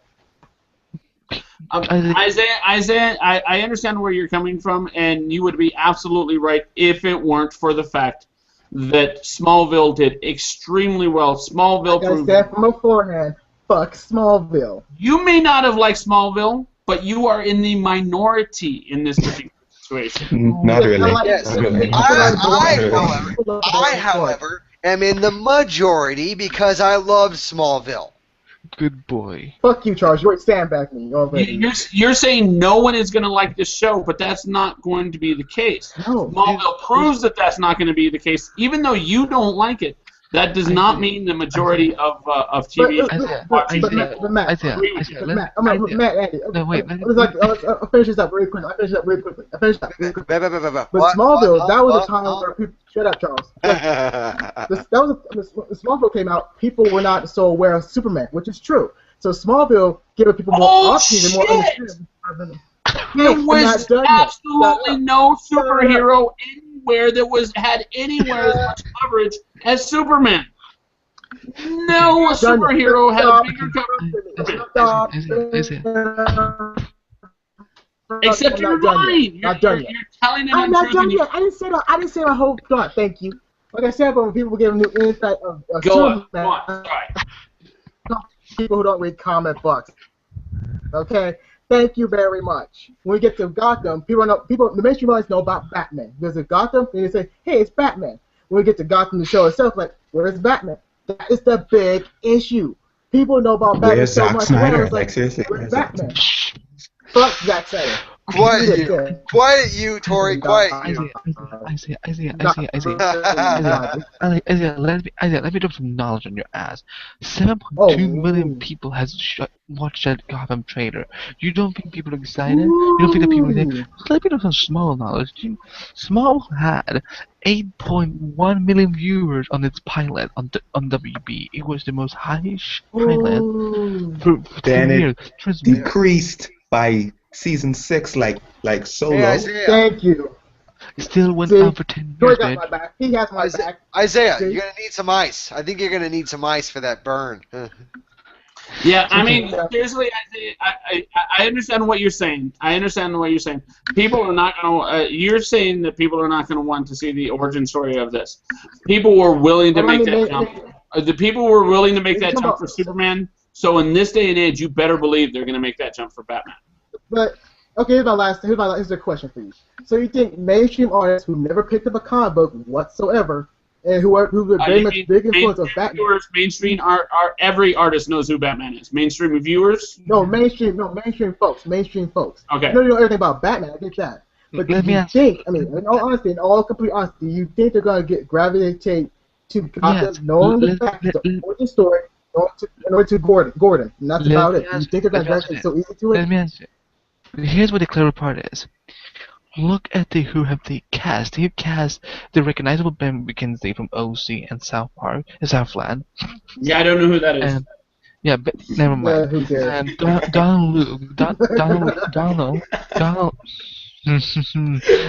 Donald has a huge following, and Not really. Will Smith's. Oh, his wife is a plague. She's a plague. I'm sorry. Yeah. Once again, this show has a very powerful cast. They cast really strong people. I mean, I just never against the cast at all. I have nothing against the cast. The cast looks really cool. It really does. But you have one person who is a plague. It's Jada Pinkett Smith. She had a show herself, but it was canceled. And everything she's in, a lot of things went bad. Like The Matrix. She was in The Matrix twice. In The Matrix You stuff. can't blame her for The Matrix, though. She made. You can't blame her for The Matrix, but she wasn't good in The Matrix. She was exactly, but she was a plague. She was good in was a plague. The video game. Oh, okay. Well, in the video game, that changes everything. Okay, gentlemen, this is how great these characters can be. I asked them one question about Gotham, like, what do you think about the characters? We just reviewed the whole trailer, so I'm gonna go into our second question. So it's been 22 minutes. It's only been 22 minutes for that one question. I know. I'm just kidding. My second question is that okay, because I know, okay, Shaw doesn't like it, Isaiah doesn't like it, Tori, he seems to be, Zack Snyder seems to like it, and okay, let's talk about the tone of this overall Gotham so far. Matt, do you like how it looks? Like, do you feel like this is a believable Gotham? They shot the pilot in New York City, so. The tone itself, is absolutely perfect if it weren't for what appears to be, and you're not going to like me saying it, what appears to be subpar villains currently. Other than that, because if they had concentrated on a single villain and then made that villain to be strong in that particular trailer, maybe I'd be doing this differently. But they just glossed over all the various characters. I mean, we see Catwoman with her goggles like twice, maybe 3 times. And it's just like we don't know anything about these characters, and that contributes to the tone because Gotham is defined by its bad guys. It really is. Right. And so the tone is dark. I really like it in every scene that does not have a bad guy in it. I am perfectly happy. Right. Second you throw in a bad guy, it's just like that in no way reminds me of the Penguin. That in no way reminds me of Catwoman, except for the fact that she's on all fours with goggles on. Like the bad guys are what kind of pull me away from really enjoying the trailer. Let me ask you some question, Matt. Wait. Let me ask you some question, Matt. Did you dislike the fact that they pretty much give you like an Easter egg of all these characters? You know, like before Catwoman, before Penguin, before Riddler, before Batman. So like, it's like kind of like, you know, like you said, you were glossing all over these characters. Like, did you dislike the fact that they used like, you know, before this, before this, before this, before this? Yes, but I think they could have done that in a different way that I would have enjoyed more. For example, if they had concentrated on since they brought him up, let's say they concentrated on Penguin, and he was actually doing Penguin-like things, and basically we were completely convinced that exactly, Andy, because I'm talking, you can't really see it, but he's waddling around in the picture. If we were to see him doing Penguin-like things, even though he's skinny, even though he's young, I'd be okay with that. That'd be awesome. We get a little bit of backstory on it, and we're convinced that this guy's going to be the Penguin. And then later on, they went before Penguin, before Catwoman, and then they just flashed that person. I think that would have been amazing because then we would have been like, okay, we have this cool backstory on this one bad guy. I can't wait to see what they're going to do with this bad guy. We don't get that in this trailer. We don't get that. We don't get the anticipation of, I really want to see what Catwoman's backstory is. We don't give a fuck about Catwoman. Like, she did nothing except stand on walls. The entire trailer. Yeah. Right, thank you. I would say like every scene, just stand on walls. If there's one thing that this trailer did not succeed with as well was, you know, to give us some taste of the characters. You know, we saw one shot of the Riddler, we saw one shot of Poison Ivy, and we saw one shot of Catwoman. Like, and I think our main characters here is probably gonna be, you know, Penguin and Fish Mooning and. I don't think the Penguin will be. They're not. Man. They're not. Just, Go ahead. Like, but like, you can see from the trailers that he works for Fish. So like, it's just that. That's his boss, though. Yeah, so like, he won't really be a man. I think later on in the series, chances are he'll probably, he will,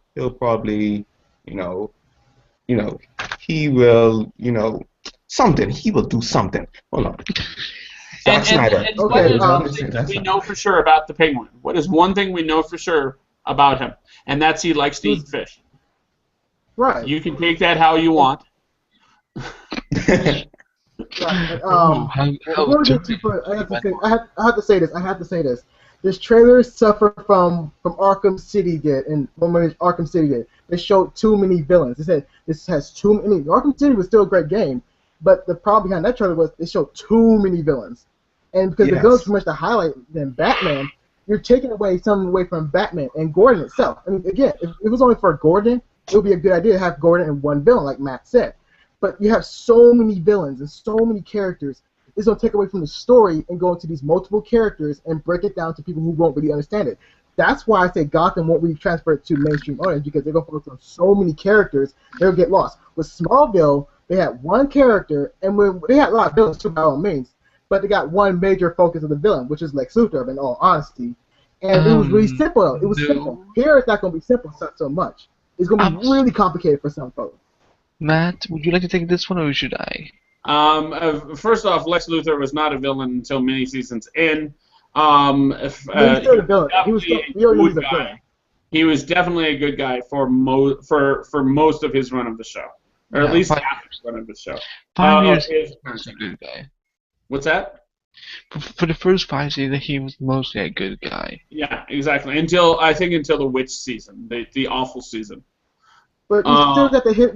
You still got the hint he was a villain, though. Yes, he was a good guy, but you still got the hint he was Lex Luthor. We knew him as behind his backstory and everything else. We hit that he might become this great villain, which he is a great villain.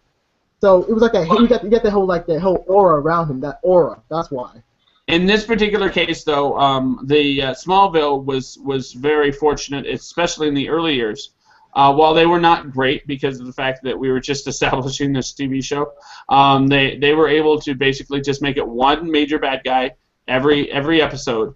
I think that they might end up doing that with Heat, except then have some interweaving secondary bad guy. I think that that's what we're probably going to be seeing in this show, so we don't have to pay attention to 4 bad guys in one episode. That we're just paying attention to one, and then there's a little backstory. Very much like Agents of S.H.I.E.L.D., actually. And also, let's remember one thing. Just because this show has, they have Poison Ivy, Catwoman, Catwoman, the Riddler, Penguin, doesn't mean that all of them are going to be bad guys. They may actually start as good guys for the first. Like, Fish Mooney is our main villain. Let's get that straight. Fish Mooney is the main villain. Well, I think she'd be a villain in very much the same way that Riddler is kind of a villain. I think she is going to basically be the Riddler. It just 20 years before, 20, 30 years before. In other words, she's not really a villain, but she's definitely not a bad guy. Exactly, but Charles. He's just a broker, as it were. Yeah, Charles, I know you. Isaiah, it's Charles' turn to talk now. So Charles, I know you've been a little bit hard. You were a little skeptical about this the trailer, but do you at least like the tone a little bit? No. This, like I said, the only reason why I would watch this show is because of Donald Logue. He's the only reason I would watch it. But I don't know. I mean, if he was not in the show, I would avoid this show. I would not watch it at all. I mean, it does not feel like Batman to me. It doesn't. It feels like a procedural cop show. That's what it feels like. A procedural cop show. Why are you trying to make it more than that? It is a procedural cop show in which we know the background already. I can't stand procedural cop shows because every damn one is the same. It's the same damn show, no matter what characters, no matter what city, it's always the same. Man, this goes. Gotham is actually going to be serialized according to the showrunners. That they're going to focus. They're going to center around one arc. I don't know how that's funny, Isaiah, but yeah. So it's not really. I totally see that it will be serialized in that there will be an overarching story, but they're going to have to, as to not fall in the trap that Isaiah is talking about, it's going to have at least a serialization when it comes to the main focus bad guy of the episode. And I think it's going to, in that manner, be very much like Agents of S.H.I.E.L.D. Yes, we're dealing with Lorelei today. We're dealing with an Asgardian that can make you fall in love. That is the main focus of our show. But as the season gets near the end, that particular episode becomes much more important because it actually contributes to the main overall story arc. And that's what I am assuming the Gotham is that it will be procedural on an individual basis, but serial overall. But I don't see Fox itself keeping that route. I think they're going to change things up. In all honesty, I don't trust Fox with it. If it was on NBC or whatever, I'll be okay with that. But it's on Fox. And they might change it up because NBC, really? It would have been better to even put on CBS. Yeah, but let's be real with ourselves. It's Fox we're dealing with. They're gonna change up the pilot itself, like so to get the more villains. Like we're gonna see Riddler next week. We're gonna see the Penguin, all this other stuff. We're gonna get the villains out before we actually get the main plot out. That's what I fear the most with this show, because I know Fox is gonna do this shit, and that's how I feel. Yeah, you know. All right, real quick, just Tori, can you say Zack Snyder for us? You haven't said it in a little while. Yeah, Oh Lord. Okay. say okay. second. No, too Yeah, late, please. too late. All right, so go on. Yeah, I Zack think Snyder. that. No. Shut up. Zack Snyder. That's why I say that. All right, thank you. Did you just Michael tell the host to Bay. shut up? Did you just Fuck tell the Michael host Bay. to shut up, And Zack Tori? Snyder. Ooh, that's not good. So, well, I guess that all of us have mixed reactions to the trailer. So let's wrap it up with a final question. Um, and even for those who are skeptic, let's try here. Will all of you guys at least watch the pilot? If you do, what do you hope to see it improve in your personal skepticism right now? Let's start with you, Charles. I'm sorry, could you repeat the question? Shut up, And Charles. first off, are you gonna watch the pilot? And second of all, what do you feel? What do you feel that this show needs to improve on already to make you interested as a viewer? First off, yes, I am going to watch the pilot, and I'm going to do the same thing with Gotham that I did with Agents of Shield. As we all know, with Agents of Shield, it started out really slow, and what my stance is on shows like that are slow is I usually stick with it until the 5th episode. If it doesn't catch my interest by the 5th episode, I drop it. So I'm going to stick with Gotham until its 5th episode, and if it doesn't catch my interest by then, I'm out. You do understand that Marvel Agents of S.H.I.E.L.D. didn't get good until, like, episode 8 or 9, right? Actually, for me, it got good by episode 5. What? Whatever. Oh. Yeah, episode 5 was the episode where they showed Rena for the first time, and Oh, okay, and you like the mixed Oh girls. yeah, That makes that's sense. right. That was a nerd one too. yeah, that was the episode that got me into Agents of Shield. But anyway, with Gotham, I'm gonna stick with it until the 5th episode. If it doesn't catch my interest by that episode, I'm out. Now, in regards to what it could do in order to improve, at the very least, give us a tease as to each of the villains picking up something that could lead to their costume. Like maybe show the Riddler drawing a large question mark, or having Pamela Isley getting like a tattoo of like a thorny branch / vine on her arm or something. Something Really, like a that. tattoo for the Man. kid? I don't know. That's I'm just throwing stuff out there. It could have been something different, but there needs to have some sort of tease towards their potential future. That's what like with Bruce Wayne doing something that leads up to his fear of bats. I totally actually agree with that particular point. Is that I'm hoping they do that, and I can't imagine that they wouldn't do that. Is that very early on in the character developments, they may show like Pamela Isley basically tending to a garden or some crap like that. Like there's got to be shout-outs to who they're going to be in the future. We did get it in the trailer. She's actually watering the plants. For me, watering the plants would not be enough. It would have to be something that would show how crazy she is. There's nothing crazy about She watering. has powers though. She Well, has I real mean, powers. she could be talking to the plants. We don't know. Well, no, she doesn't have power. She doesn't get her powers until she ends up getting mutated by something. We don't use the word mutate anymore. That's a Marvel thing. That's old word. Although, Fox.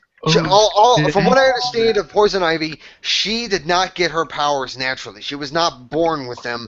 They were forced on her, and it drove her mad.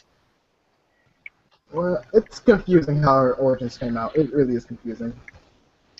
Okay. Anyway, okay, Isaiah, and okay, be calm now, Isaiah. Okay. Okay. Okay. I want number to. Okay, go ahead. Isaiah, first of all, will you watch the pilot? Yes or no? For the geeks around, yes, I'll take that bullet. No, that's bullshit, Isaiah. You would No, watching the pilot anyway, just so you can bitch about it on your personal thing. No, that's boring when I have to be pitched by a show. That's really Okay, boring. Isaiah, So I don't want to do Isaiah, that. my second question is okay. My second question is Isaiah, what do they need to improve? You know, you cannot say putting Batman on the show. It's not gonna happen. Drop it. What do I you? know. I know what they need to do. They need to focus on why Bruce Wayne and Gordon are actually very close. Why they have that bond together. Why it You makes will him get so. that. I, Get I think they will. no, I yeah. With this trailer, I didn't get no good sense of it. They just focus so much on the villains and the corruption in Gotham and blah blah blah. That I think, what the fuck? I don't care. I already knew this fact already. well. It's like you guys show me more. If you look at the featurette that they released before we started this hangout, they talk about the friendship between Bruce Wayne and Gordon. But So that's not to me. That's you will not get to enough. see it. To me, that's not enough. Like how Alfred Okay. was like pretty much Alfred was like a mentor for Bruce Wayne. I want to see that from for Bruce Wayne itself. I want Gordon to be that mentor. I want him to be like show him the way of being a hero. Like how Barry Allen in Detective. That's how I want that to be. And how other people are for other heroes. That's what I want that to be. But I don't see that yet. I see that they're gonna focus on corruption, which is not a bad thing, but I already knew this already. And all the villains, and I really do hope Fox stay. I hope Fox stay with the main plot, but I don't see that happening for them. I'm not that stupid from Fox. I don't trust them. Okay, fair enough. Matt, are you gonna watch a pilot, and what do you want them to improve to make you more interested? Let me see. Am I gonna watch the pilot? Well, considering that I'm running the Geeks of the Round hangout for it, I hope I watch the pilot because if not, I'm gonna be making shit up pretty fucking fast. Yeah,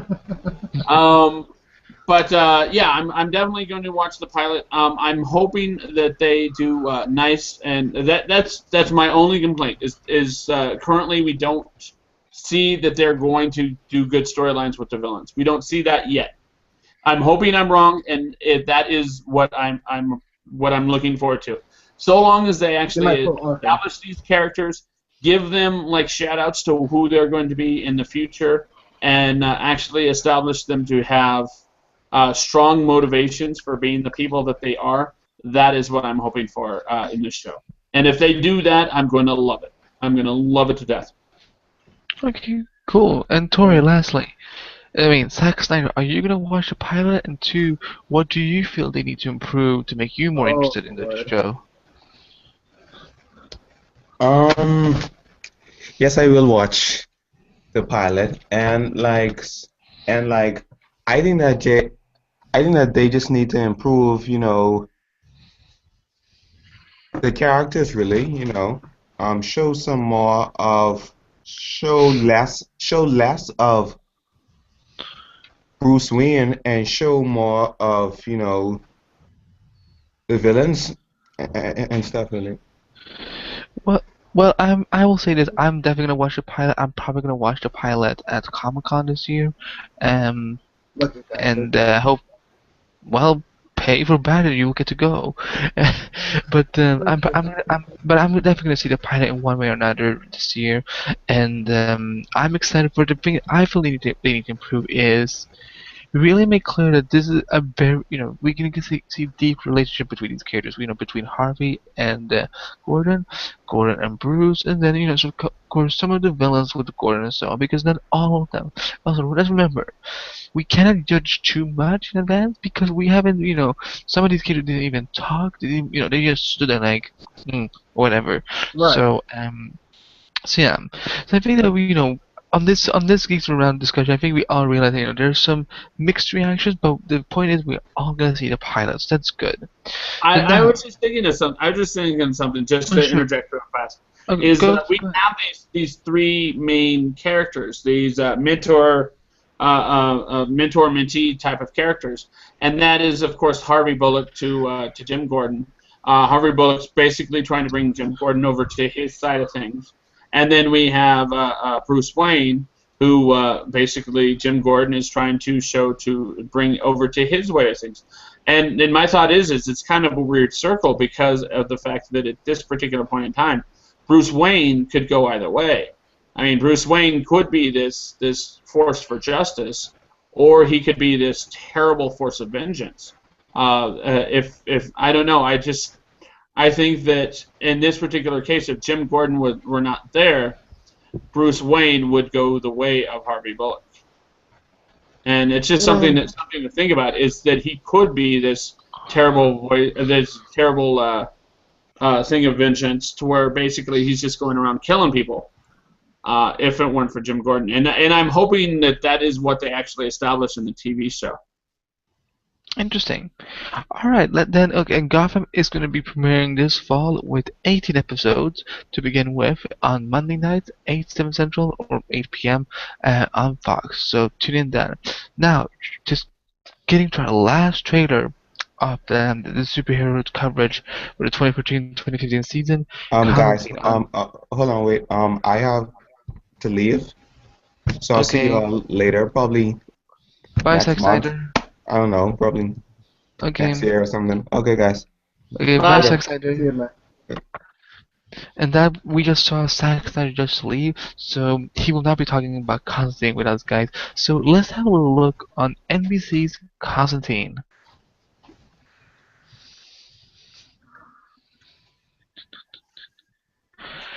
And we're back. So, Matt, Constantine is a hero that has not been featured a lot in the live action or the media, except for that one movie they did with Constantine with Keanu Reeves. So, how much do you know about the character, and did this trailer feel like you get to learn more about him? I actually never read the Blazer novels. I did, however, read Neil Gaiman's books of magic, in which he is featured prominently in. So I'm kind of familiar with the character. John Constantine does help basically the main character, whose name I forgot. The main character, who's a little kid, become the most powerful sorcerer in the DC Vertigo universe. And so that's kind of how I got introduced to him. I think that from what little I did see, the actual movie with Keanu Reeves only had a glancing relationship with that character, and I'm really hoping that this show, which does look to be much closer to the character, will do well. The one problem that I've seen thus far is that Constantine in the movie had a smoking problem, and the smoking was killing him, and that is actually something that's in the comic, but they're not bringing over to the TV show. That was a major thing in the comic. That was a reoccurring theme. Is this guy is also dying because of this. He's dying, and he doesn't have his own soul, so it's kind of a pressing issue. Yeah, I think David Goyer, who is one of the showrunners, he wrote Man of Steel and the Dark Knight trilogy and so on. He's going to be shepherding the show. He's going to be the showrunner and executive producer and writer. And he said that he wants to focus. It's going to be closer to the comic books than the movie was, which makes me happy. The smoking thing. He said lastly that last time we heard about the subject, he said they were negotiating still with NBC about it. I was gonna say is I think that one of the reasons that they're, at least it does appear that they're taking the smoking out of it, is because of the fact that they don't want to, of course, make it seem like smoking is a normal thing. They want to kind of villainize it, as it were, and the best way to do that is actually take it out of shows. But I think that this would actually be something that the anti-smoking lobbyists would actually want to endorse. I think they'd want to be like, you know what, Constantine, let him smoke, because you know what, it's killing him.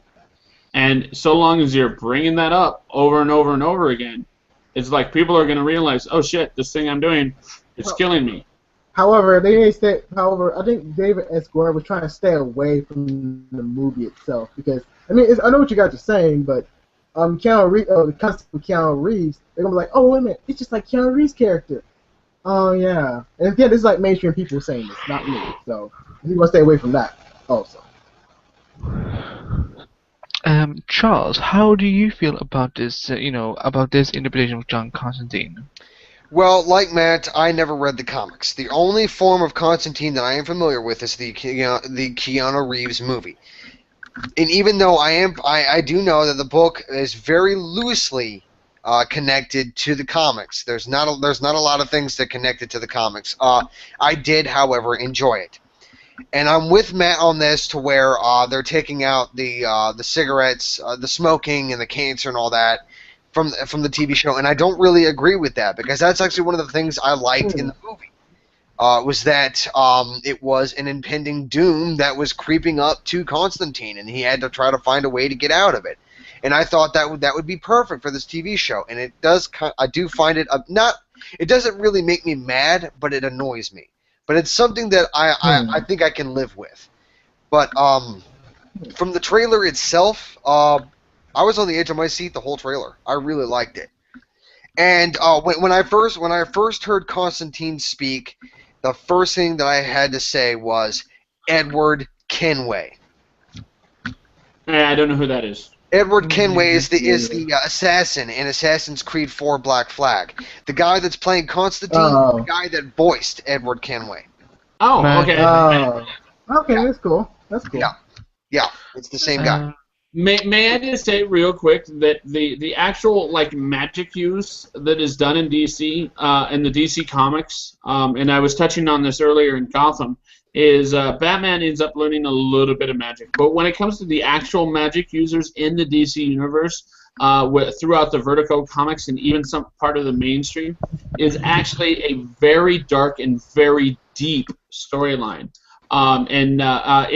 Basically those fringe characters, anywhere from the Question, who's not a magic user by any stretch of the imagination, but those fringe characters right in there in the DC universe actually have some pretty amazing storylines. And that up to and definitely includes Constantine and Zatanna and her father, and those particular storylines. They're very, very compelling, and they're definitely worth reading.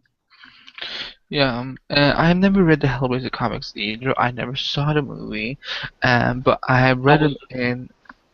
He did show up in the Smallville comic, briefly, and I liked him. He was sassy, and seeing this trailer, I was really impressed by it. I like Matt Ryan as Constantine. He's very sassy, he's very cocky and funny and so on, and I think I can get behind that.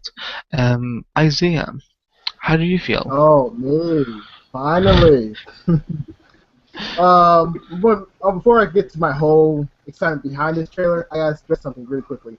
I liked how they pretty much took away his damnation of his soul. Like, he actually did something that was actually terrible for our main character. I liked that a lot. Unlike he was trying to figure out some way to try and save his own soul, it was kind of like a redemption process in my book. What he did, he sacrificed a child's life and took away his own soul as well.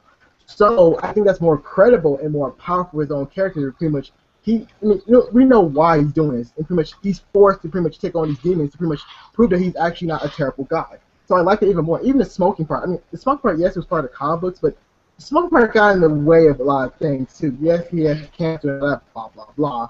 But this here is more credible. It's more powerful. So instead of him just waiting for him, death waiting for him, it's actually like when he dies, he's gonna go to hell, and people and the devil's gonna take his soul. He's gonna love his soul the most because he sacrificed a child's life for his and take away for his own soul and everything else. So that's really cool. For the trailer itself, I loved it because it reminded me like Sleepy Hollow, Doctor Who, and Fringe a little bit, all mixed together with a comic book sense in it. And I haven't read too much of Constantine, but I did use Wiki Search, and he is part of He's part of Dark Justice League. And I really, really hope down the road that the Dark Justice League comes into play in this show. I really, really hope, because Dark Justice League is more unique and more credible than the actual Justice League in my book. So I really like this might excite you because Guillermo del Toro, he is developing a Justice League Dark movie. Constantine is part of that movie, and he said that he's hoping that the TV version will be part of the movie Justice League Dark, and which is once again a hint that we may actually get a shared universe between the TV shows and the movies. But once again, that's a different topic for. Yeah, well, it's a different topic for another day, but I think it could be cool. And like Matt was mentioning characters like Santana, so I hope, I think she should have been a main character on this show. Actually, I could love it. No, no. Why not? She is terrible. She's a terrible superhero. How is she terrible superhero? She can do literally absolutely anything so long as she can pronounce it backwards. Oh God. Oh. Oh wait a minute. We got Dr. Fate. It Okay. took We don't need her then. Fuck her. it took 5 minutes for Isaiah to go from happy Isaiah into Persian. She's Isaiah terrible. She's not smash. cool. She's not cool. She's so bland and so fucking idiot. And it's like, oh, she almost pressed everything backwards. That's so fucking weak. That's the what fuck her outta father did too. Her father's Only weak difference too. between her and her father is she looks hot in her outfit and he doesn't. Okay, we got Dr. Fate for God's sakes. Dr. Fate is a mostly badass. And we got Constantine, who's like Doctor Dr. Strange. Fate isn't actually a doctor. It's a fucking mask that can go on anyone. I could put on the fucking Dr. Fate mask and have the same powers. You still be actually better than Zatanna, whatever you want to fucking call her name. Fuck her. Zatanna is more I'd practical. like to. That's sad too. You're loading your status bar. Like, really? Let's go to the next new question. We don't get to learn much about this trailer, sadly, but we do get to meet. Seriously? Isaiah, calm down. I learned a We lot. get to meet. I'll say I learned a lot. Well, good for you. That's good for you, Isaiah, if you did. We get to meet a female character called Lev, who is basically going to be working with Constantine a lot. Matt, what did you feel about her? Actually, I did a little bit of research on exactly what's going on there because it's not completely clear in the trailer. But I guess they do cover it in the trailer, but I kind of fluffed it up with a little Wikipedia. Her father and Constantine had worked together and was as close to friends as you can really get in this particular field. And apparently, Constantine was basically kind of like he had heard about this woman, heard about this girl. He had died due to whatever supernatural situation happened, and so she had inherited her father's power. And so that's what Constantine was doing, was he was trying to protect this woman who he feels an obligation to. And yeah, to help her out and to help her into this transition. And I think it's actually a pretty cool story. Constantine, in general, is, from what I can tell, is a very solitary character. Like any sort of alliances he has are temporary at best. So to actually team him up with someone throughout an entire TV series is a little strange. But I'm definitely okay with it, so long as he does not get himself, like he doesn't end up becoming besties with this person. So long as it's a professional relationship, I'm okay with that. How about you, Charles? On the matter that that woman, well, to be honest, when I first saw her show up in the trailer, I had kind of expected it to be the same character that Rachel Weisz played in the Constantine movie. Like I said, I'm not entirely familiar with the Hellblazer comics, but I expected it to be Rachel Weisz's character from the movie. And it is. Yeah. But I don't know. I mean, I think it's cool, somewhat. I mean, yeah. Wow. Yes, Isaiah, I'm making myself look like an idiot. I don't really care. That was so lame. I'm tired, man. Screw you. It's 11:35, dude. Don't care. Ooh, snap. Okay, Oh, Isaiah. no, you didn't. Yeah. Oh, no, Okay, you now to didn't. me, the actual person. Now to me, the actual person who actually liked this character. She was cool, and also, I hope they do make this a point of show. But Constantine is bisexual, so he might have he might have like a really maybe like a romantic relationship with her father. We don't know. It'll be really interesting though. Like the first he is one of the first comic book characters to be bisexual. It would be really cool if they put that in NBC. I've never understood that. Character even more. I've never understood that. Homosexual, I understand. Like you don't like the look of that, or you don't like bisexual. That's just weird to me. Freaking bisexuals are freaks. Oh, I'm thank you. joking. I'm obviously joking. Yeah, we know. I'm know. about to get But, fucking moved out of my own out of this hangout. But that's really cool though, and also the girl who pretty much has the pretty much same ability as her father opens up more gateway, and pretty much it'll be really badass too. It's just like the movie one, but I think her character will be more stronger and pretty much plays a bigger role. And again, like I said, I hope NBC makes or producers at NBC and the director makes Constantine bisexual. I hope they do because that's really cool as a character, interesting storyline and really interesting dialogue. Like you slept with my father, didn't you? Yeah, one time. It was back in the camp and one time. It was a one-time deal. You never know. By the way, I just want to point out that was 2 hour. It's basically it's about 2 hours and 10 minutes into the hangout before he finally said that phrase. And speaking of the time, like I don't really have much to say about the concentrator as much as I did with Gotham and Fox. I mean Gotham and Flash. So my last question is, if it's okay to make this my last question, unless there's something you guys want to talk about specifically. No, actually, I think I'm pretty good on it. I'm trying to think. What do we got? We got Walt, or not Walt, but Walt's father from Lost as the angel. I'm not sure exactly which angel he's playing. He's playing the angel from the movie as well, but he's pretty much he's an anti-villain, and he's gonna really play a big part to Constantine's life. He's pretty much gonna be the one pulling the strings behind closed doors, in my opinion. Interesting. The rogue angel. Okay, here's a quick question. Do you like the time slot, Friday night at 10 p.m. on NBC? Yes. Yes. Yeah, that is a pretty good time slot. I like, actually love Gotham the with time the slot time. because of the fact that if I'm going to be part of a hangout on it, doing a hangout on Saturday is much easier than during the week because there are no other freaking hangouts on Saturday. So I freaking love it on this time slot. Fantastic. Yeah, I like it too. I think, as me and a few other TV critics were talking about, where do you put a new DC Comics TV show? Well, would constantly put it on 10 p.m. on Friday nights on NBC. It's gonna work with Grimm. It's a good line-in. I think it's gonna work. I don't watch that. No, it doesn't work. I watched Grimm, and Grimm is awesome. But what time did they say that Constantine was coming on? Was it going to be at 8? At 10? 10. Oh shit. Then because Grimm comes on at 9, Hannibal comes on at 10.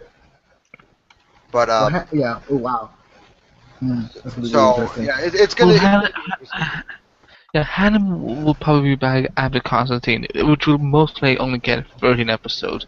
But you know what? I'm fine with that. I'm fine if he only gets 13 episodes. Well, Hannibal is probably going to do the same thing it did during the second season, where it's going to air the next season next year, possibly sometime in February. So so I think it'll be all right. I think Constantine will be able to air. So yeah. Right. So my last question is, are you guys all gonna watch the pilot, and what do you want to see more of after having seen that one trailer? Well, begin. All right. Sorry, I was talking to Deanna on a different screen. What was that? Are you gonna watch the pilot, and what do you want to see more of from this show? Oh, fuck! I'm probably unless it really, really, really, really sucks. I'm probably going to watch the entire season, first season at the very least. And that's just it. Is I think that there wasn't anything on it that really sucked. I mean, it wasn't super, super compelling to me. And that's why I never really claimed it when it comes to discussion. However, I don't really have anything that I would change on it. I don't think there's anything that I would change other than throwing in a smoking story arc. Maybe throw in there, even in like the first couple episodes, basically being like, you know what, like I used to smoke, but I don't do that anymore because it almost fucking killed me. Like a line like that right there would make me happy. Yeah, I feel the same way about the trailer. I was actually more excited for Constantine than I was for Gotham. Now I'm equally excited for all all three of these shows. But Charles, are you gonna watch the pilot, and are you excited for Constantine? And what are you gonna see Yes. more of it? Yes, I am going to see the pilot, and because I have always been interested in Constantine, even though I've never read the comics, I've always thought the setting was interesting. I'm probably just gonna probably just gonna stick with it throughout the entire series, the Nice, entire first season. So I'm not gonna just wait until episode 5. I'm gonna watch the whole thing. nice, very nice. And Charles, I mean Isaiah. I'm definitely just like Matt and Charles. I'm gonna watch it through the whole damn season because I'm more hyped for this show than Flash and Gotham. Who give a fuck about Gotham? Because I know I'm gonna watch the pilot of Flash and Gotham, but I know I'm gonna drift away from those because I don't. Because it doesn't have the same charm as Constantine. Constantine reminds me of, again, like Sleepy Hollow, Fringe, Doctor Who, reminds me of all that cool, interesting elements.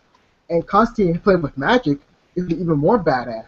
And I won't really change a thing, but I really, really hope and pray that they implement the Dark Avengers. I really, really.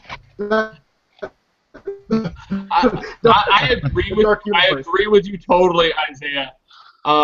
However, give up on the Dark Avengers. Seriously, it's not going to happen. That'll never I happen. hope I'm wrong, but because it would be awesome. But yeah, I don't see it happening. Yeah, but Yeah. the Dark Universe, like the Dark For the Justice League. I same want to see reason that. that you say that people wouldn't watch Gotham, because no one gives a fuck. Exactly. Thank All you. right. Anyway, guys, Flash is gonna air on Tuesday nights, 8/7 Central on the CW. Gotham is gonna air on Monday nights, 8/7 Central / 8 p.m. on Fox, and Constantine will be airing on Friday nights, 10 p.m. on NBC. And we'll be covering all these shows here on Geeks Around, which you can follow at geeksaround.com. That's our official website, and you can subscribe to it on YouTube. Yes, youtube.com/geeksaround. And Matt, what shows do we cover on Geeks Around? Oh my God, so many shows! It hurts so many shows. Seriously, we're of course doing Game of Thrones right now. During the earlier in the season, of course, we do Walking Dead. We do Agents of Shield. Obviously, we're going to be doing these shows: Constantine, Gotham, Flash. We're going to start doing Arrow, which is 2 seasons behind the times because we should have been doing it 2 seasons ago, but we're not. We got Hannibal. We've got From Agent Dusk Till Carter. Dawn. What's that? Agent Hollow. Carter. Yeah, Agent Carter. We're going to be doing so many shows, like any show that a Blacklist, any show that's got a little like sci-fi twist or potentially a sci-fi twist. In the case of Blacklist and Hannibal, we're doing. I mean, we're going to be up to I think 13 shows next season, 13 or 14 shows next season, and Yeah. so it's going to be crazy. We're going to be doing a lot of stuff. Yeah. And let's do some plugging as well. Charles, tell the viewers about your show. Yes, yes. Isaiah, my buddy Isaiah and I have our little separate show from Your Geeks Around friends? called Dynamic Duo Review or Reviews, where we talk about various shows where we watch that Geeks Around does not necessarily discuss on. So far, the only thing that we've actually talked about would be Sleepy Hollow, and since Sleepy Hannibal. Hollow is not currently in season, there hasn't really been any episodes recently. We also do occasionally talk Hannibal. about Hannibal. Yes, but aside from Dynamic Duo Reviews, Isaiah and myself also have our own individual solo shows. My solo show is Charles 2 Cents, where I talk about various topics. It doesn't necessarily mean TV shows or movies, but just anything that just happens to, where I just happen to have a passion or an opinion on. And that's pretty much what Charles 2 Cents is. And Isaiah has... That's Isaiah Zone. That's your cue, Isaiah. I know, I already said it. Isaiah Zone, and my internet's slow. I know, folks. Spare me. Anyways, Isaiah Zone is where I talk about interesting topics about news, shows, games, and whatever, because my opinion rules everything. And if you don't like it, get the fuck out. And Andy, please tell about your awesome 2 podcast shows. Yes, I am the host of theflashpodcast.com, theflashpodcast.com, and I'm also the host of Helicarrier, the Asia Shield podcast, which you can find on its new website, helicarrierpodcast.com. I know the season is over, but Nikki, Dan, and I, we have some nice plans for you guys, so Follow us at theflashpodcast.com and HelloGamePodcast.com. And don't forget to subscribe to Geeks Around. Get all of your latest videos from us because we rock. What up? What up? So, for our executive producer Deanna Jackson, I'm Andrew Bite, and this has been Geeks Around the Conclave. Have a good one and stay super because the fall is getting invaded. Bye, guys. Fall is coming. They talk about winter all the time, but it's fall that's coming. The fall is coming. See you, bitches.